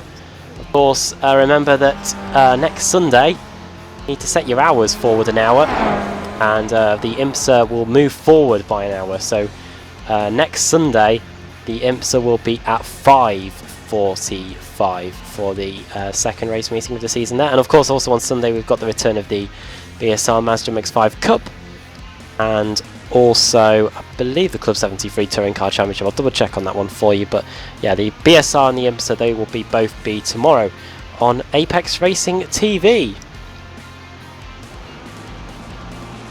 Yeah, I can confirm we have the not this coming Sunday for the start of the Club 73, but it's, I believe, the 26th of March. Next week. With that kicks off again. Well, we've got the Porsche iRacing Cup as well on Monday. Yes. I think I might be joining you for that one. I'll double check. Stephen Minton starts on the pole. Jason Greenfield second, Janowski third, Kip Stevens fourth, Sakovic fifth. What time does the Porsche get underway, Conrad, on Monday night? I believe it's 7:45. Yeah, I should be back for that. Join you. Rest of the top 10 is as follows: Fiat Van Gaal in 6th, Max Wright 7th, Ben Gregory 8th, Tristan Bottas 9th, and Rob Plumley in 10th. Well, with a fixed setup, Conrad, who's your pick for the win? It can be anybody. You know what? I'm going to put some money on Julian Janowski for this one. He's always it seems to do well in these reverse grid races rather. Here we go then. It's race 2. Green, green, green. Away we go then for the second race of the day here. Minton, the good start away from the line. His teammate Jason Greenfield's going to try and hang with him, but Janowski has got a good jump away from the line here and may have the inside going into the Tamburello chicane on lap 1. Up the inside he goes, the Tier 2 car of Greenfield sliding all over the place. Janowski, sorry, it's his teammate car 51, Kip Stevens, is under pressure from Max Wright. That is very close there, going through the exit of the Tamburello chicane, and now on our way towards Villeneuve. The Gombrot car, Bottas up the inside, contact made. Tristan Bottas is surely going to take Stevens off with him. They both go off into the wall, and that is a disaster for ProSim and for GBR, and it's going to allow Stedin Shepelevsky up into 6th place, and again in 10 positions. Fantastic start there for the championship leader, Conrad. Yeah, and yeah, he'll be happy with that second race being scrapped, because he didn't have a great one. Just having a look at the replay of that incident with Benjamin Hackison. A couple of cars involved there, a couple of teammates as well. They all seem to be running, still Hackson down in 15th position now. Funny enough, even with that crash, he's still 2 places up. And yeah, Tristan Bottas as well, so it hasn't been a terrible start for GBR. Going into the Variante Alta, Janowski up the inside of Stephen Minton, and he takes the lead and could be on his way to a victory here unless Stephen Minton can do anything about it. It's got a good run actually on the exit of the Variante Alta, so it might not be a foregone conclusion just yet. Don't rule out Stedin Shepelevsky either, because he's already gained a few positions. Problem for Hackison. Ben Hackison has shown us off and in the pit lane and could be done for the race. Man who won race 2 unofficially. What happened here? Looks like the damage might have been sustained a while ago. It might have been due to that off at the Villeneuve chicane. Yeah, so Ben Hackison in the pits, and looks like his race may be done. But across the line we go then for the first lap. Janowski under pressure again from Minton. On the inside he goes, and where on earth is Jason Greenfield going? He nearly did what he did in the unofficial race 2 we had just a moment earlier on tonight, and oh no, there's contact. And that was with Stephen Baxter? Might be in Sakovic, Sakovic, the yellow yes. car. Oh no, and off goes Baxter. They're still at it. And for the second, for this in 2 attempts at race 2, and Stephen Baxter goes off of the Villeneuve chicane in both of them. And Sakovic is still trying to regain his bearings here. He's off at the Tosa hairpin, and has been passed by Jamie Ayres and Jason Greenfield, and also Diogo Melro. Melro through into 7th place there. Plumley up the inside as well, going into Piratella, and you can see car 46, Jamie Ayres, trying to get past car 72, Jason Greenfield, and Diogo Melro doesn't know really where to go in all this. Where on earth is Greenfield going? Contact made! Greenfield and Melro. Melro just saves the car in time and is able to carry on, and you can see the other Youth Energy car of Adam McNally trying to get past Magic Sakovic here as well, going into the Variante Alta here on lap 2. Oh, here comes his teammate from nowhere. That is car 77. That is Adam Delmont. The two Adams going at it here, and Stephen Baxter also in the mix. Just looking a little bit further ahead with Jason Greenfield. Got to feel a little bit sorry for him. It looks like he's a man who's trying to stop a damn wall from bursting. There's so many leaks he doesn't know where to plug the holes. Yeah, definitely. Just coming out of the final corner now. He's going to be under pressure from Diogo Melro. Melro's teammate Stelian Chapelewski already up into 3rd place. 7/10 of a second off Julian Janowski. 11 minutes to go in the race. Is it enough for Stelian Chapelewski to possibly get a 2nd race win here and make it 2 out of 2? Around the outside goes Rob Plumley on Greenfield. That's another position. So Greenfield down to 8th place now. Sakovic is next on the list. The Team Mad Karu was having a good race 2 unofficially when we were having the open setups. Also has now got to deal with the fixed as Greenfield goes off, and that should be easy pickings for Sakovic. Well, you'd say so.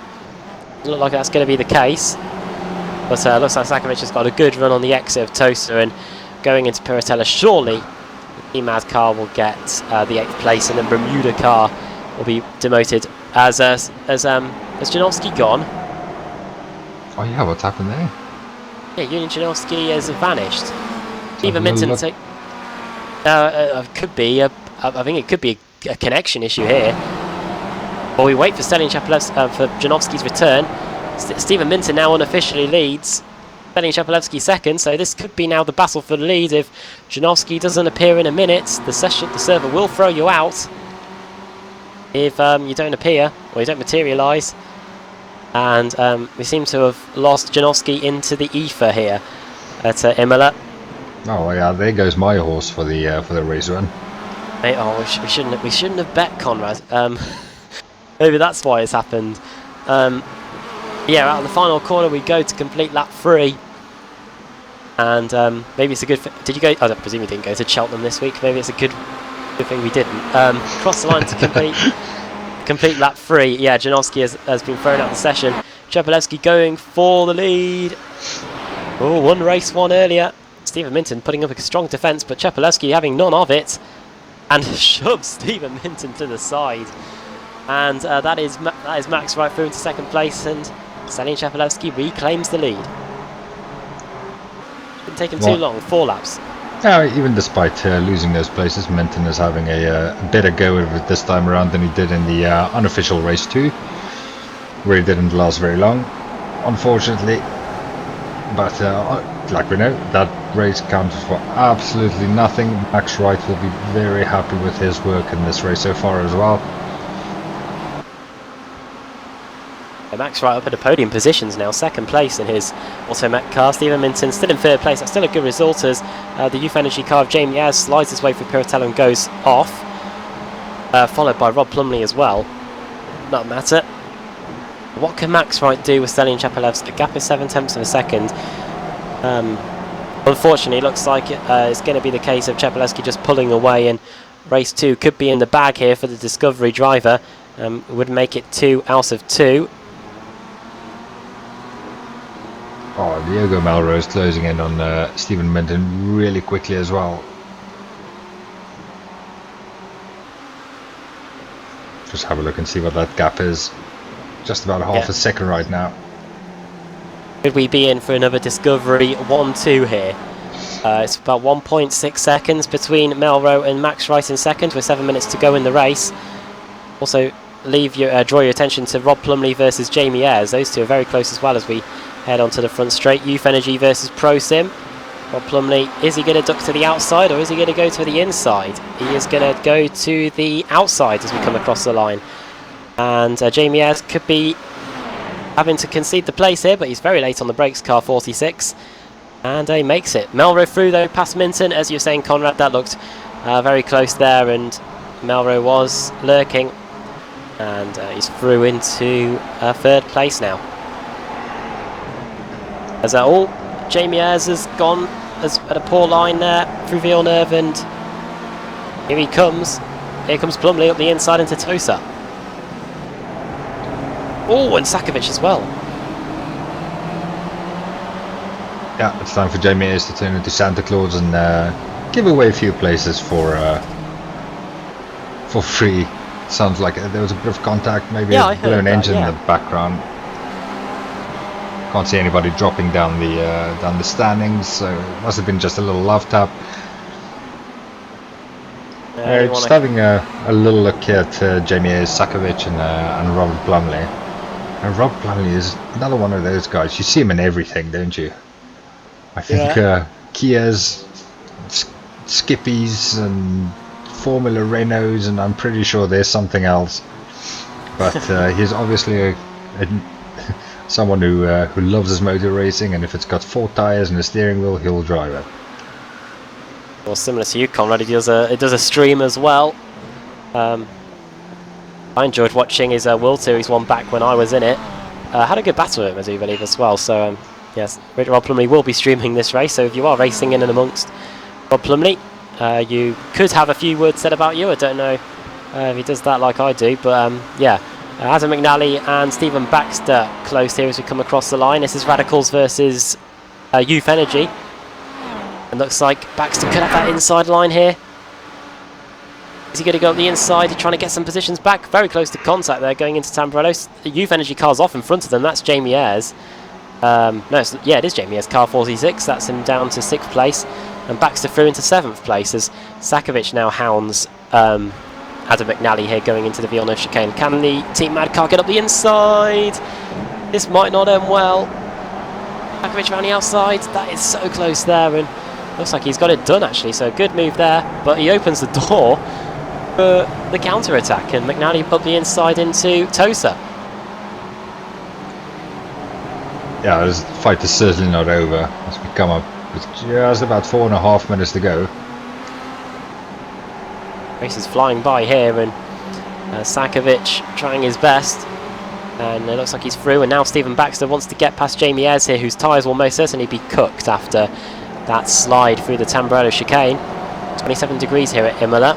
Cooler than the race one that we had over an hour ago. Elongated race here due to the issues that we've had tonight. Of course, we've still got one more to go after this, which we'll look forward to. So Stephen Minton's still holding on to that 4th place. Yeah, he's did a brilliant job. He's got a good size lead to Robert Plumley. I only caught him by 0.2 of a second on that last lap. What about Melrose though, as we come across the line? He's going to be hounding Max Wright. Can the Automet car hold on for what will be a brilliant 2nd place? If he can get it done. We've got about 2 laps to go. Into turn 1, is he close enough? Late on the brakes, nearly runs into the back of that Automet car, and here go Melrose, sign of intent there to try and get past Max Wright here, and Wright doesn't have the best run on the exit here. Conrad, he could get it done by Villeneuve at this rate. Yeah, I think maybe from Max Wright's perspective, losing the 2nd place will not be the worst thing in the world, especially not after the first race he had, where it went from good to bad to worse in a very short space of time. Yeah, wasn't he involved in the cars that went off at Villeneuve in the unofficial race 2 that we had earlier? I think he might have been. Baxter versus Ayres, it continues, and Sakovic is also in the mix here. So we've got 2 Youth Energy cars, a Radicals online, and a Team Mad car as well, as we head over the top of the hill into Piratella here on lap 7 of the race. Sliding goes Jamie Ayres, and good marks there, but that won't do anything to keep him in the position, and that's Sakovic through into 7th. Seems to be drivers getting caught out on the entries here at this similar circuit, Conrad. We see them doing it at Vervatza and also going into Piratella. Loads of cars sliding their way through just that particular part of the circuit. Yeah, I don't know if it's just a case of the track being maybe a little bit off camber, or if it's the just misjudging the braking zones, especially if it's like a very steep downhill. Oh, it looks like Minton. Oh, Minton might have just lost that final spot on the not the final spot on the podium. It looks like he's just lost 4th spot to Rob Plumley. Plumley through into 4th place now. Looks like it could have possibly been a slowdown, or maybe just a poor run on the exit of the Variante Alta. And yeah, that is Rob Plumley through into 4th place as we start the final lap. McNally versus Ayres then. Those two are very close as we go into Tamburello. I thought they were close. It just changed positions on my timing screen, but yeah. Yeah, Baxter and Sakovic is fairly close to each other. Yeah, apart from them, everybody seems to have just spread out just a little bit. Well, as Baxter goes off, that's definitely going to let Sakovic in the door again. Yeah, close battle here for 6th and 7th. Some of the biggest movers through the field as we enter the final minute of the race. Chepelevsky and Melrose, stars of the field. Seems to be the fixed setup. Works definitely in their favour. 15 positions gained by Chepelevsky, 13 by Melrose as Baxter slides his way through Piratella again. Max right up 4, Rob Plumley up 6. Baxter, just looking at him there, up 8 positions. Adam Delmont also up 8 positions, and Lewis Bibby also up 5. Don't forget he starts at the back after not taking to the grid in race 1. And we've got 30 seconds to go. Where's Stalin Chepelevsky? He's just going through the Variante Alta. We could be in for another lap again, like in race 1. Chepelevsky knows how to get it done around here, because when we did the unofficial race 2, just over half an hour ago, we only managed to get 8 laps in the books. See how quick Stadion Chepelevsky is. 10 seconds to go. I think we should get one more lap in, and it's going to be very close. 6, 5, 4. It's going to be the checkered flag. Stadion Chepelevsky is going to come through and make it 2 out of 2. He wins, and it's a second 1-2 in a row. Diogo Melrose takes 2nd, and Max Wright takes a fantastic podium for Automech. And Rob Plumley 4th, Minton 5th. Yeah, there's a whole train of cars coming over. Minton, Baxter, Sakovic, Adam McNally, all crossing the line together. Well, usually, in the last build anyway, iRacing, if there was like 5 seconds to go, it would just let you go round for another lap. But that might have been an update there. And yeah, we finished the race 15 minutes and 2 seconds. So, yeah, Stanislav Chepelevsky takes the win. We'll hear a bit of contact there. Who's left to cross the line then? Michael Barry for Radicals Online, just coming through the final corner. The Tier 2 driver is going to come through and get 17th place. Could be finding himself on the front row of the grid.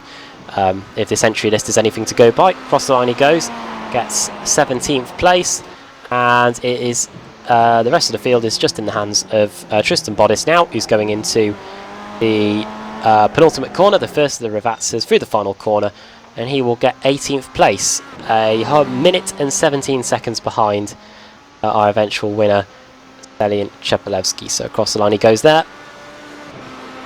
Tristan Bodis crosses the line. Well, that race went by pretty quickly, actually.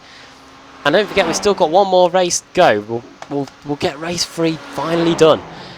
And we'll look forward to that. Let's run you through the finishing order then. Stelian Chepelevsky makes it 2 wins out of 2. Diogo Melrose makes it a Discovery 1-2. 2 out of 2.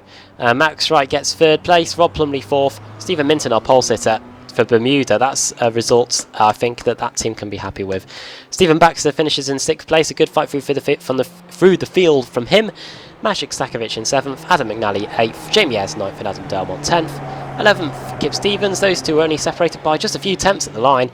Ben Gregory 12th, 13th Jason Greenfield, 14th Lewis Bibby, 15th Peter Angoul, 16th Cesare Rizzo, Michael Barry 17th, 53 seconds behind.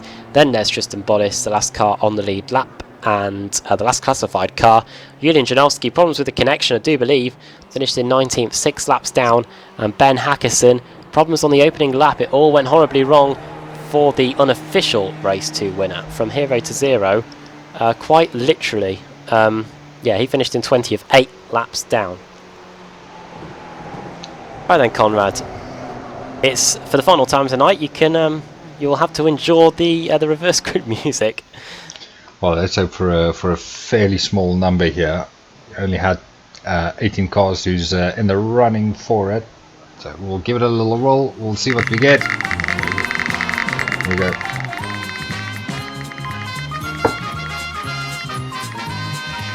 Oh, well then. It is a smallish number. It's 19, but it's still full grid. Tristan Bottis gets put onto. I think he pretty much knew that from without us having to do the wheel. Barry finishing second, starting second, I should say. Rizzo third, Van Gaal fourth, and Lewis Bibby will be starting in fifth. Can Chepelewski do it now from 18th on the grid? That is going to be something to watch. He was able to do it from 16th on the grid in race 2, but can he do it in race 3? Cheppy going for 3 out of 3 in the BSR Kia Cup Series, and we'll be back for the final race of the night after this break.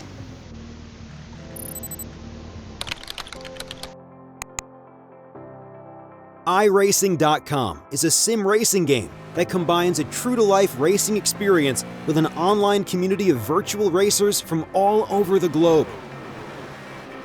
iRacing offers a multitude of officially licensed cars and tracks, laser scanned with millimeter accuracy. Their car models and mechanical systems are based on real-world physics and engineered in cooperation with manufacturers and race teams. iRacing's web-based interface allows members to compare stats and test drive any combination of car and track instantly. Their skill license system ranges from rookie to pro, ensuring members are always pitted against those with similar skill sets. Members are able to sign up for a weekly race series, compete in time trials, host a private race with friends, and participate in racing leagues created and run by the community. With over 60,000 members, iRacing works in partnership with renowned motorsport organizations like SRO Motorsports Group to deliver virtual races based on the real-life Blancpain GT series. iRacing's Blancpain Endurance Series features team racing, giving members the ability to build a team and participate in races ranging from 3 hours to 24 hours. Additional partners include NASCAR, IMSA, V8 Supercars, IndyCar, allowing members to race in their very own 24 hours of Spa, Bathurst 1000, Daytona 500, and many more. iRacing.com, delivering the most authentic racing experience short of getting into a real race car.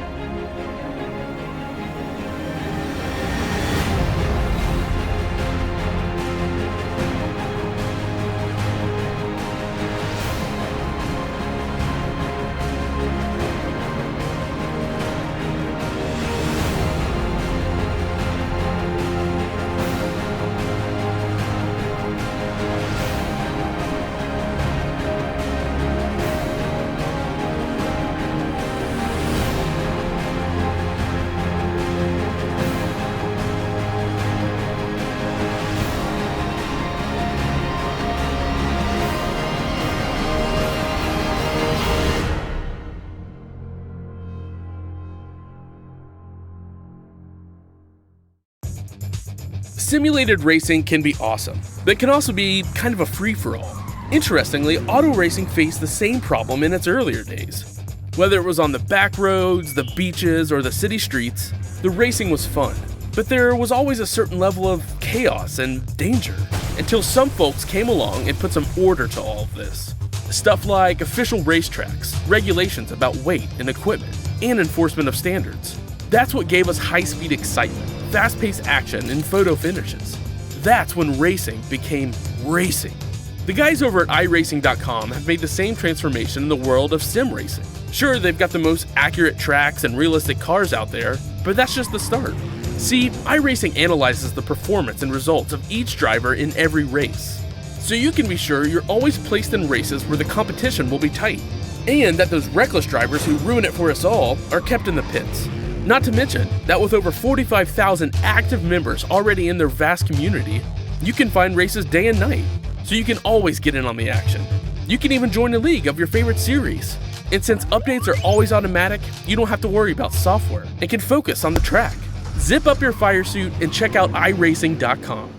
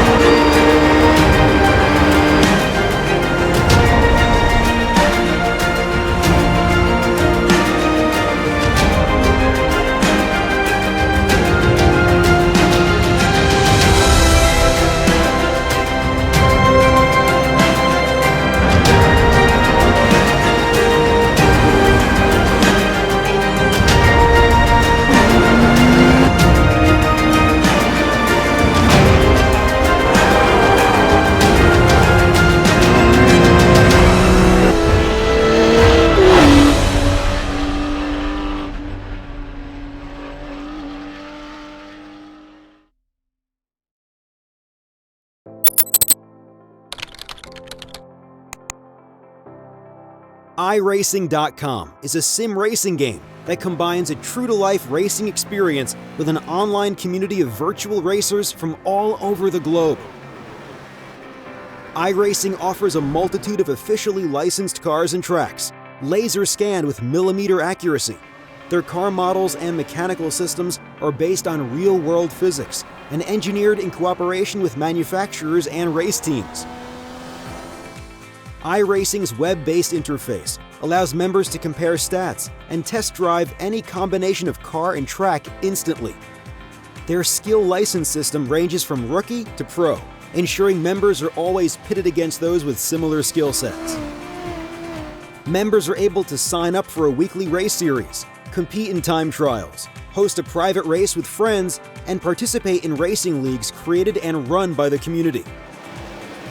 With over 60,000 members, iRacing works in partnership with renowned motorsport organizations like SRO Motorsports Group to deliver virtual races based on the real-life Blancpain GT series. iRacing's Blancpain Endurance Series features team racing, giving members the ability to build a team and participate in races ranging from 3 hours to 24 hours.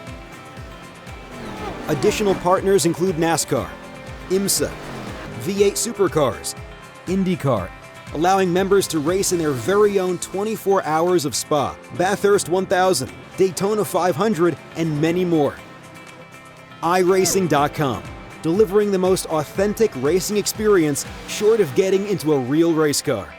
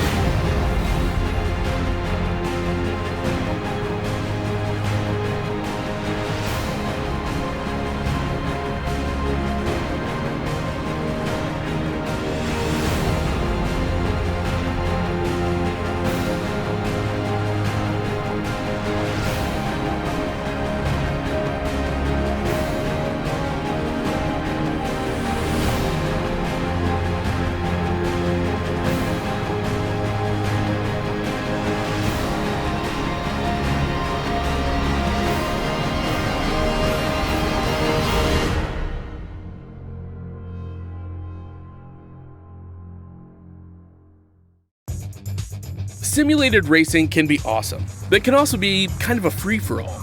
Interestingly, auto racing faced the same problem in its earlier days. Whether it was on the back roads, the beaches, or the city streets, the racing was fun.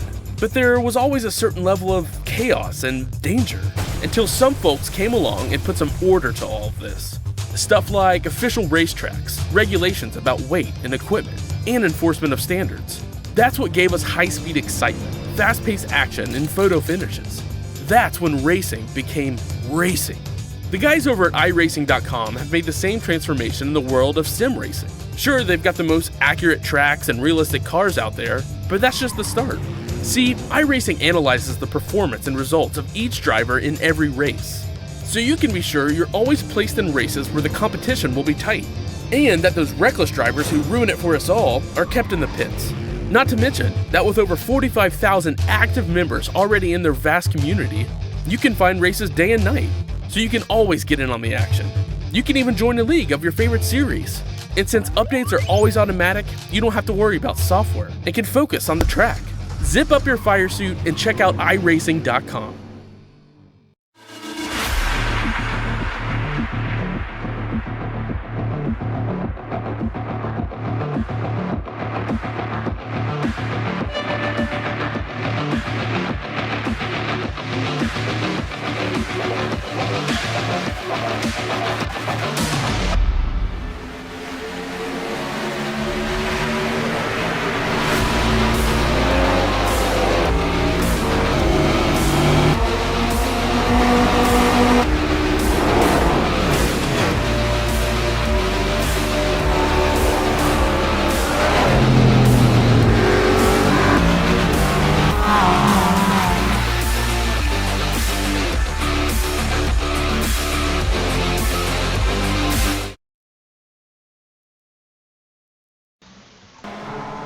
Welcome back to Apex Racing TV. It is the final race of the day, finally, here at the Autodromo Enzo Dino Ferrari.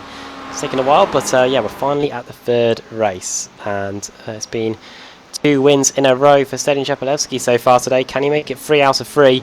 He's only going to be starting 2 positions lower than where he started in race 2, and he was able to win race 2. So chances I could be possibly standing on the top step of the podium again. He's going to have to make sure he gets a good start like he did last time, and we'll be watching that when the race gets underway in just under 2 minutes time. Adam Bath here again with Conrad Venter. We've been bringing you all the action tonight here on Apex Racing TV, and Conrad, yeah, Stedin Shepelevsky back on form after we fixed the setup issues that we had during the second race earlier on.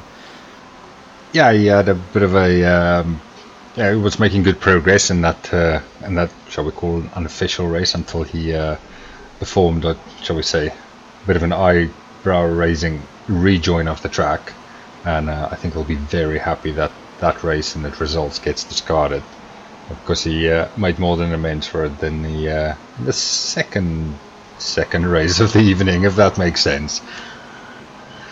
Yeah, he made amends. Oh yeah, in the race that never happened. So yeah, we'll see what he can do in this third and final race. Another 1-2 as well for Discovery, with Diogo Mel finishing in second place, as well as in race 1, in race 2 as well. So that is another 1-2 for the Discovery team, who just continue to consolidate their lead at the top of the teams championship. And now we're hoping to go one better and get a 1-2 in the Driver Championship as well. They'll be helped, of course, by the fact that Ben Hackerson hasn't taken to the session for this third and final race of the day. I don't know what will have happened there. We'll see him next week. And if I quickly get up the calendar, we will see where we are heading to next week in the closing stages. The final 2 race meetings of the Kia Cup playing out over the next 2 weeks. We are heading to, as I look at the calendar quickly, we head next week to Sebring in Florida, and we end the season on April Fool's Day at Silverstone International. Way to end the season, actually. The track that we don't really use anymore, as there goes Stephen Minton for a ride. Yeah, thanks to iRacing Physics, he nearly ended up in the river that runs alongside that part of the circuit at Imola. It's really through the starting grid then for the final race of the day. Tristan Bollis starts on pole, Michael Barry second, third Cesaro Rizzo. 4th is Peter Van Gool. 5th, Lewis Bibby. 6th, Jason Greenfield. 7th, Ben Gregory. 8th, Kip Stevens. 9th, Adam Delmont. 10th, Jamie Ayres. Adam McNally, 11th. 12th, Magic Sakovic. 13th, Stephen Baxter. 14th, Stephen Minton. 15th, Rob Plumley. 16th, Max Wright. Then it's the 2 Discovery cars of Melro and Chepelevsky, 17th and 18th. And Julian Janowski starting at the back. Tell you what, those 3 are definitely going to be ones to watch during this race. And Conrad, I might actually put a bit of money myself on Chepelevsky to make it 3 out of 3 here.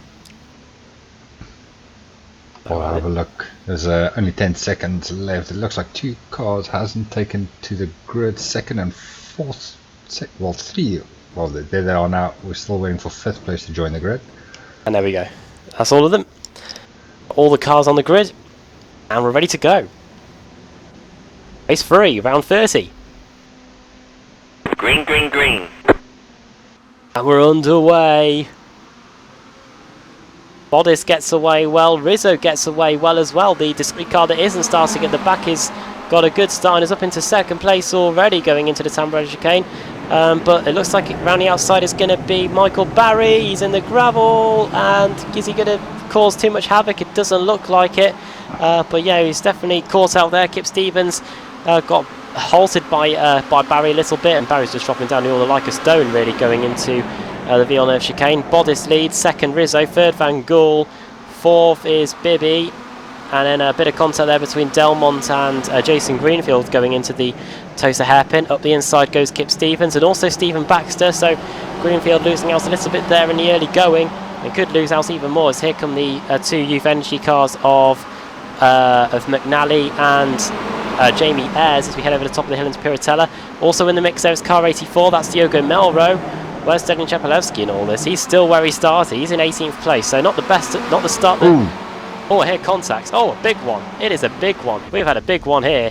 It's Julian, it's Janowski, and who else? Let's have a look on the replay. Oh, dear me, Chepelevsky was very, very lucky to get through all that. Just looking back.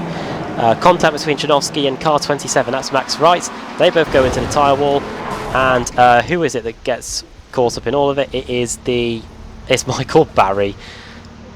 Yeah, is it him that got launched into the stratosphere? Yes. Also, Max Wright is out. What happened to... Oh, yeah, Max Wright was the car involved in Janowski, so panic over there. But, yeah. Michael Barry, who started 2nd on the grid. Nice trip to the Mediterranean sun that we're getting here in Imola today. Round across the line then to completely open that.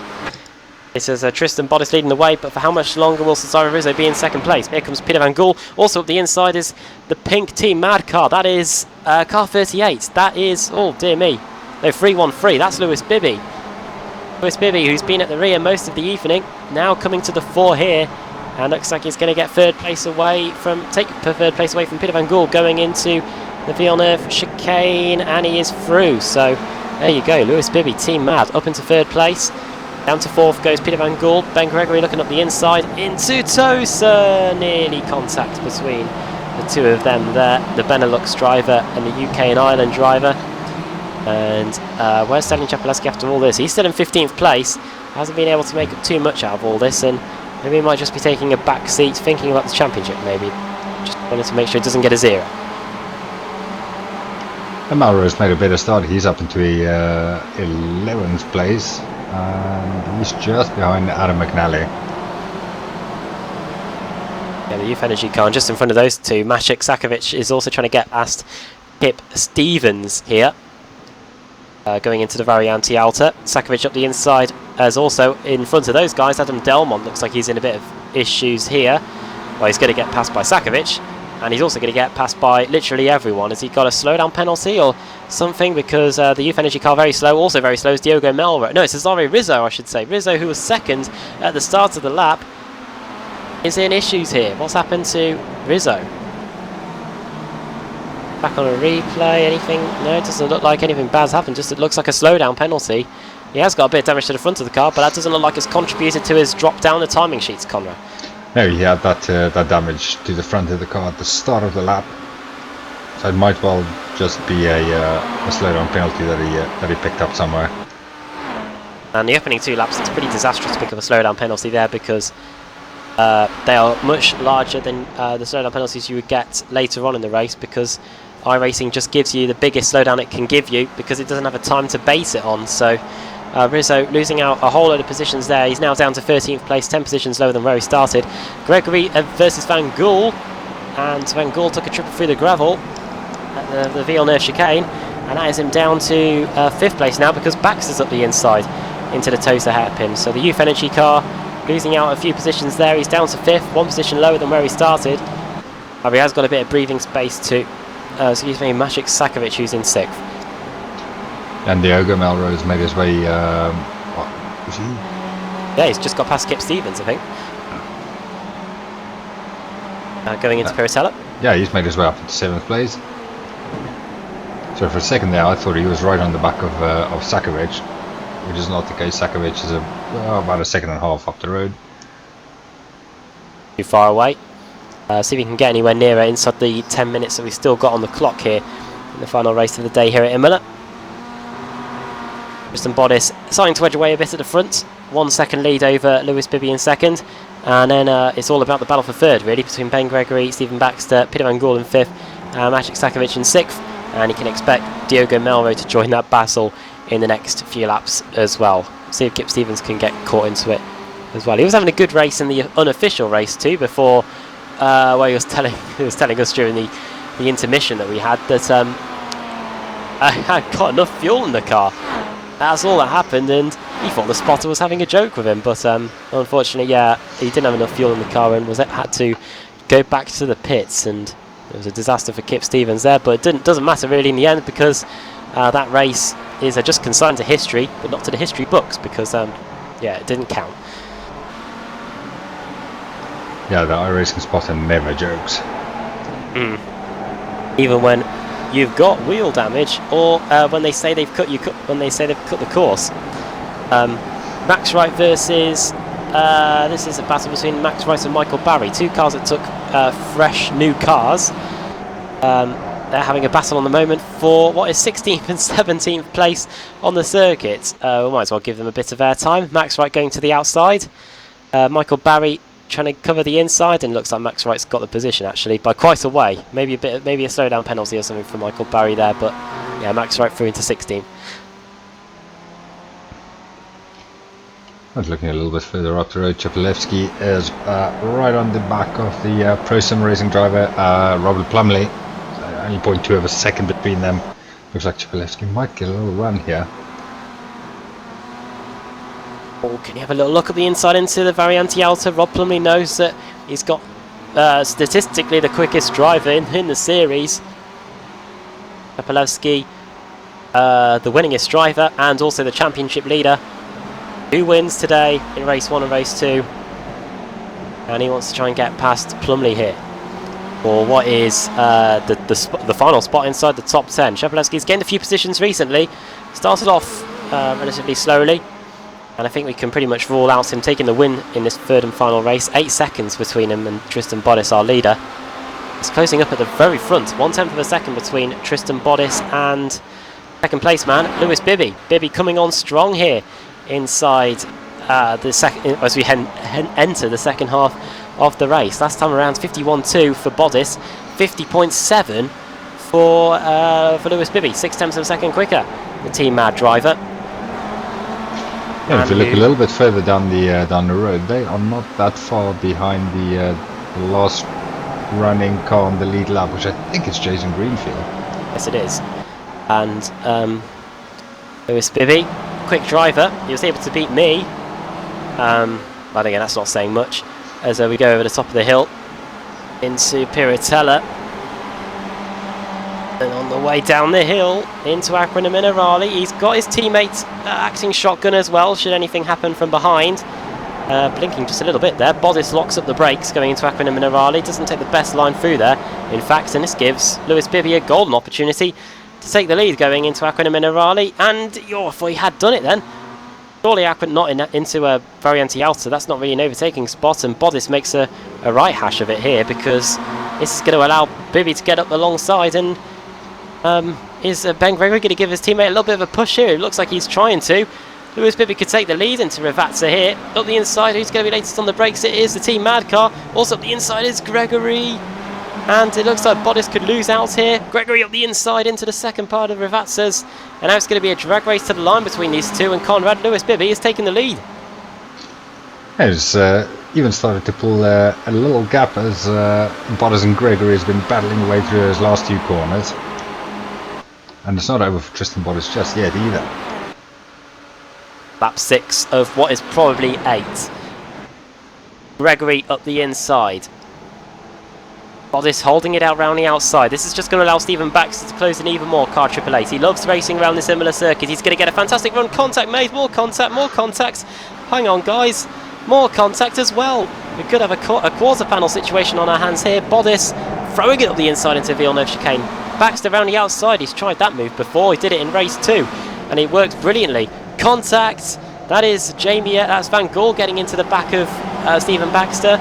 Bodice still trying to hold it out round the outside, and now car 8 is on the scene as is Maciek Sakovic in his Team Mad car as we go over the top of the hill again here. Sakovic looking up the inside into Piratella. Van Gaal shows him the door and slots in beautifully, but he is going to lose it on the exit, and Van Gaal's going to come back round the outside going into Aquina Minerale. Oh, throws it in. Oh, I don't know, all of these guys are still pointing in the same direction. I don't know either. I thought that Baxter move on the exit Tamburello was going to surely end in a free car collision, but they were able to keep it going.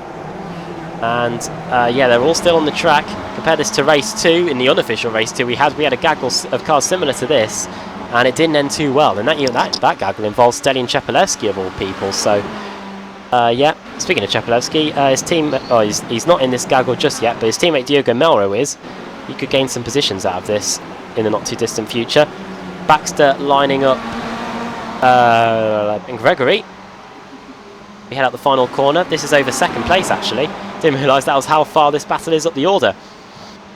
Across the line we go on to lap 7. Here he comes. Also Diogo Melro has got past Peter Van Gaal.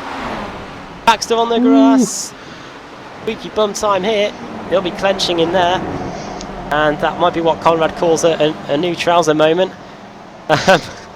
Going through the Tamburello chicane, and yeah, Ben Gregory mercifully holding on.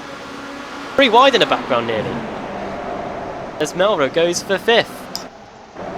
Bakovic around the outside and shows Melro no mercy at all.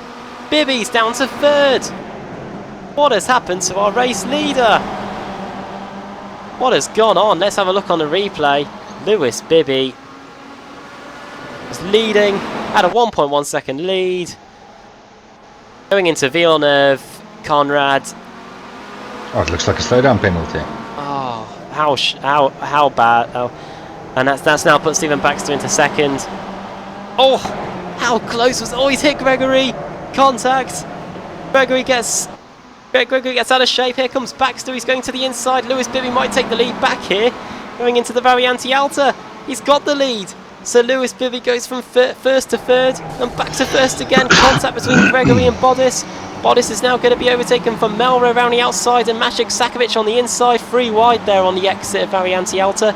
Bodice getting knocked about. Quarter panel, and that is the end, surely. How on earth is he holding on? Maciek Sakovic. Wow, that is fantastic car control. And just when I thought we were going to have a huge incident on our hands, Conrad, all is well all of a sudden. Yeah, I think we'll throw that save up on the replay because that's well worth seeing again. Well, it was the quarter panel.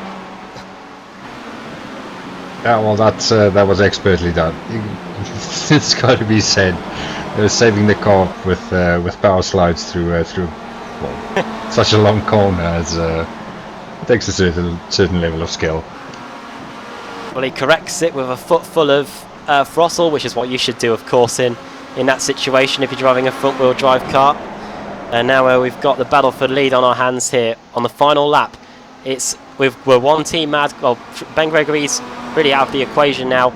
It's Baxter versus Bibby for the win.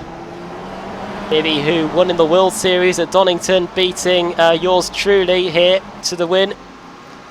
I should really stop going on about that, but Bibby over the top of the hill into Piratella. 1 minute to go. Sliding it in to the left-hander. Down the hill we go. The gap 4/10 of a second in real time here. They have got some traffic in front in Michael Barry, but I don't think they'll catch him by the end of the race. Baxter slides in into Aquina Minerali, and this surely will hand race free to Lewis Bibby here, as long as he doesn't pick up a slowdown. The gap has increased to 1.1 seconds.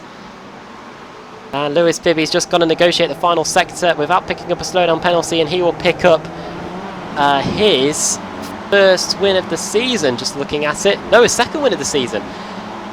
He won earlier on. He won the second round of the season, actually, back at Brands Hatch on the 7th of January. And it will be... contact behind. Contact between... Is it Baxter and Gregory? It's Gregory. Gregory is in the wall at a little left tap from Elro. Oh, no. I'll check on that in a second. But here we go. 5 seconds. Are we going to get another lap? I think we might just do. We're going to get another lap. Oh, yes. Well, we crossed the line, 14 minutes and 59 seconds. We couldn't have timed it any better, really. So we have got one more lap to go here in the final race, and that might give us a chance to look at a replay of what happened between Gregory and Melrose. Yeah, I'm pretty sure if Melrose... Melrose. Yeah, I think he was just trying to brake a little bit later. And obviously didn't end well there for Gregory, but if he had known that they were going to do another lap, I think he might have been a little bit more conservative in that move. Nerf from Melrose there, and he's collided with Melrose. Plumley versus McNally. That's a change for position, actually, going into the toaster hairpin. It's all closed up all of a sudden again here. This is Plumley trying to hold on to 7th place. 8th is McNally, 9th Stalin Chapelevsky. So Chapelevsky gaining 9 positions in this third and final race. Another top 10 on the cards for our championship leader. Is it closed in at all near at the front? Melrose still getting attention from Maciek Sakovic. Sakovic did see what Melrose did to his teammates as Baxter. Oh no, Baxter's made him another. Oh no, it's Michael Barry. I do apologise. That's Barry getting lapped in the Radicals online car. Oh, you can't rule out Baxter. He is closer to Lewis Bibby. He's got the gap down to 6/10 of a second, but I don't think it's going to be enough time. Maybe if he had one more lap, he might have been able to have got the lead, but Lewis Bibby looks like he's going to take his and the team's second win of the season. Into the final corner. The first 2 races today were all about Chapelevsky and Discovery.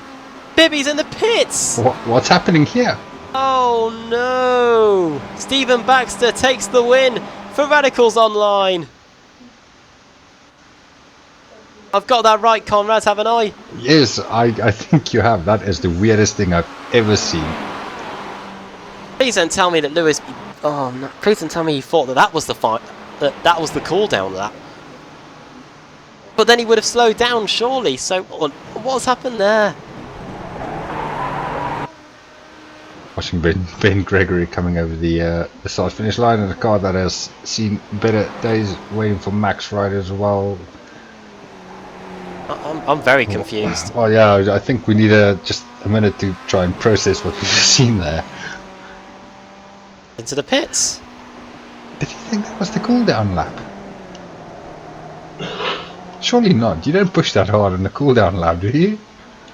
Especially if everyone else is going full chat behind. That's completely thrown me. Well, Max Wright's just coming through the final few corners now. They're going to get 16th, and Julian Janowski as well. These guys are going to get 16th and 17th place. I really hope for Lewis Bibby's sake that that's not the case, because it was going to be a win for Team Mad, and it was going to be a win for it was going to be a win for him and a win for Team Mad, his second win of the season, and the same for Team Mad. But now it's going to be Stephen Baxter's win. Yeah, it is Stephen Baxter's win. That is Baxter's second win of the season. He won back at Lime Rock Park, the final race there, and that was pretty chaotic as well. Diogo Melrose got second place in the end. Through the finishing order as Max Wright comes across the line, and Janowski follows him through as well. Lewis Bibby 1 lap down in the end, 17th place. Stephen Baxter takes the win then in a crazy finish. Melrose second, Maciek Sakovic third, 4th Peter Van Gool. Tristan Bottas gets a top 5 out of all that. 6th for Rob Plumley, 7th Adam McNally, 8th, Kip Stevens. 9th, Stelian Shepelevsky. 10th, Jamie Ayres. 11th for Stephen Minton. 12th, Adam Delmont. 13th, Cesare Rizzo. 14th, Ben Gregory. 15th, Max Wright. 16th, Julian Janowski. 1 lap down, Lewis Bibby. He was about 100 metres, even less than that, from the checkered flag. But I can't explain why he went into the pits. Maybe we might be able to speak to him. I don't know. But Michael Barry, 2 laps. In the 18th, we saw him get laps during the race, and Jason Greenfield 4 laps down. Yeah, I'm really trying to wrap my head around what just happened there. If he had some kind of black flag or something, then surely the same result would have been just across the start-finish line. Yeah, it wasn't. It can't be fuel either, because even if you ran out of fuel at that point, you would coast to the line. So lost for words, really. I'm sure there'll be an explanation on the Facebook group. Well, I can't wait for it. I really like to know what happened there. I've got it up now, and just in case we get a line dropped from Lewis Bibby. But Conrad, we've been on air for nearly coming up to nearly to 3 hours. Yeah, I don't think we saw that coming. But yeah, technically good four races. Yeah, I think this Kia Cup series is a series that just keeps on giving. A bit of technical issues halfway through the night, and then just as we thought we got to the 3rd race and we got through it, and Lewis Bibby is going to score a well-deserved win. Then he pulls it into the pit and ruins it for everybody. Well, this team, I suppose. And he just confused the hell out of us, frankly. Well, unless Team Mad at the moment, they don't have anyone in their teams, so I don't know if they were communicating with each other, and I can't see Lewis Bibby in the team speak either. So yeah, well, he's left us wanting an explanation. I don't know what the team would think of it, but yeah, he's left me and Conrad in a bit of a pickle. But what I was to say is that if we just make a mental note of this to remember to bring it up next week, then because I'd really love to know for what just happened there. What has my eyes just seen? Maybe maybe it's because I didn't want to win the race.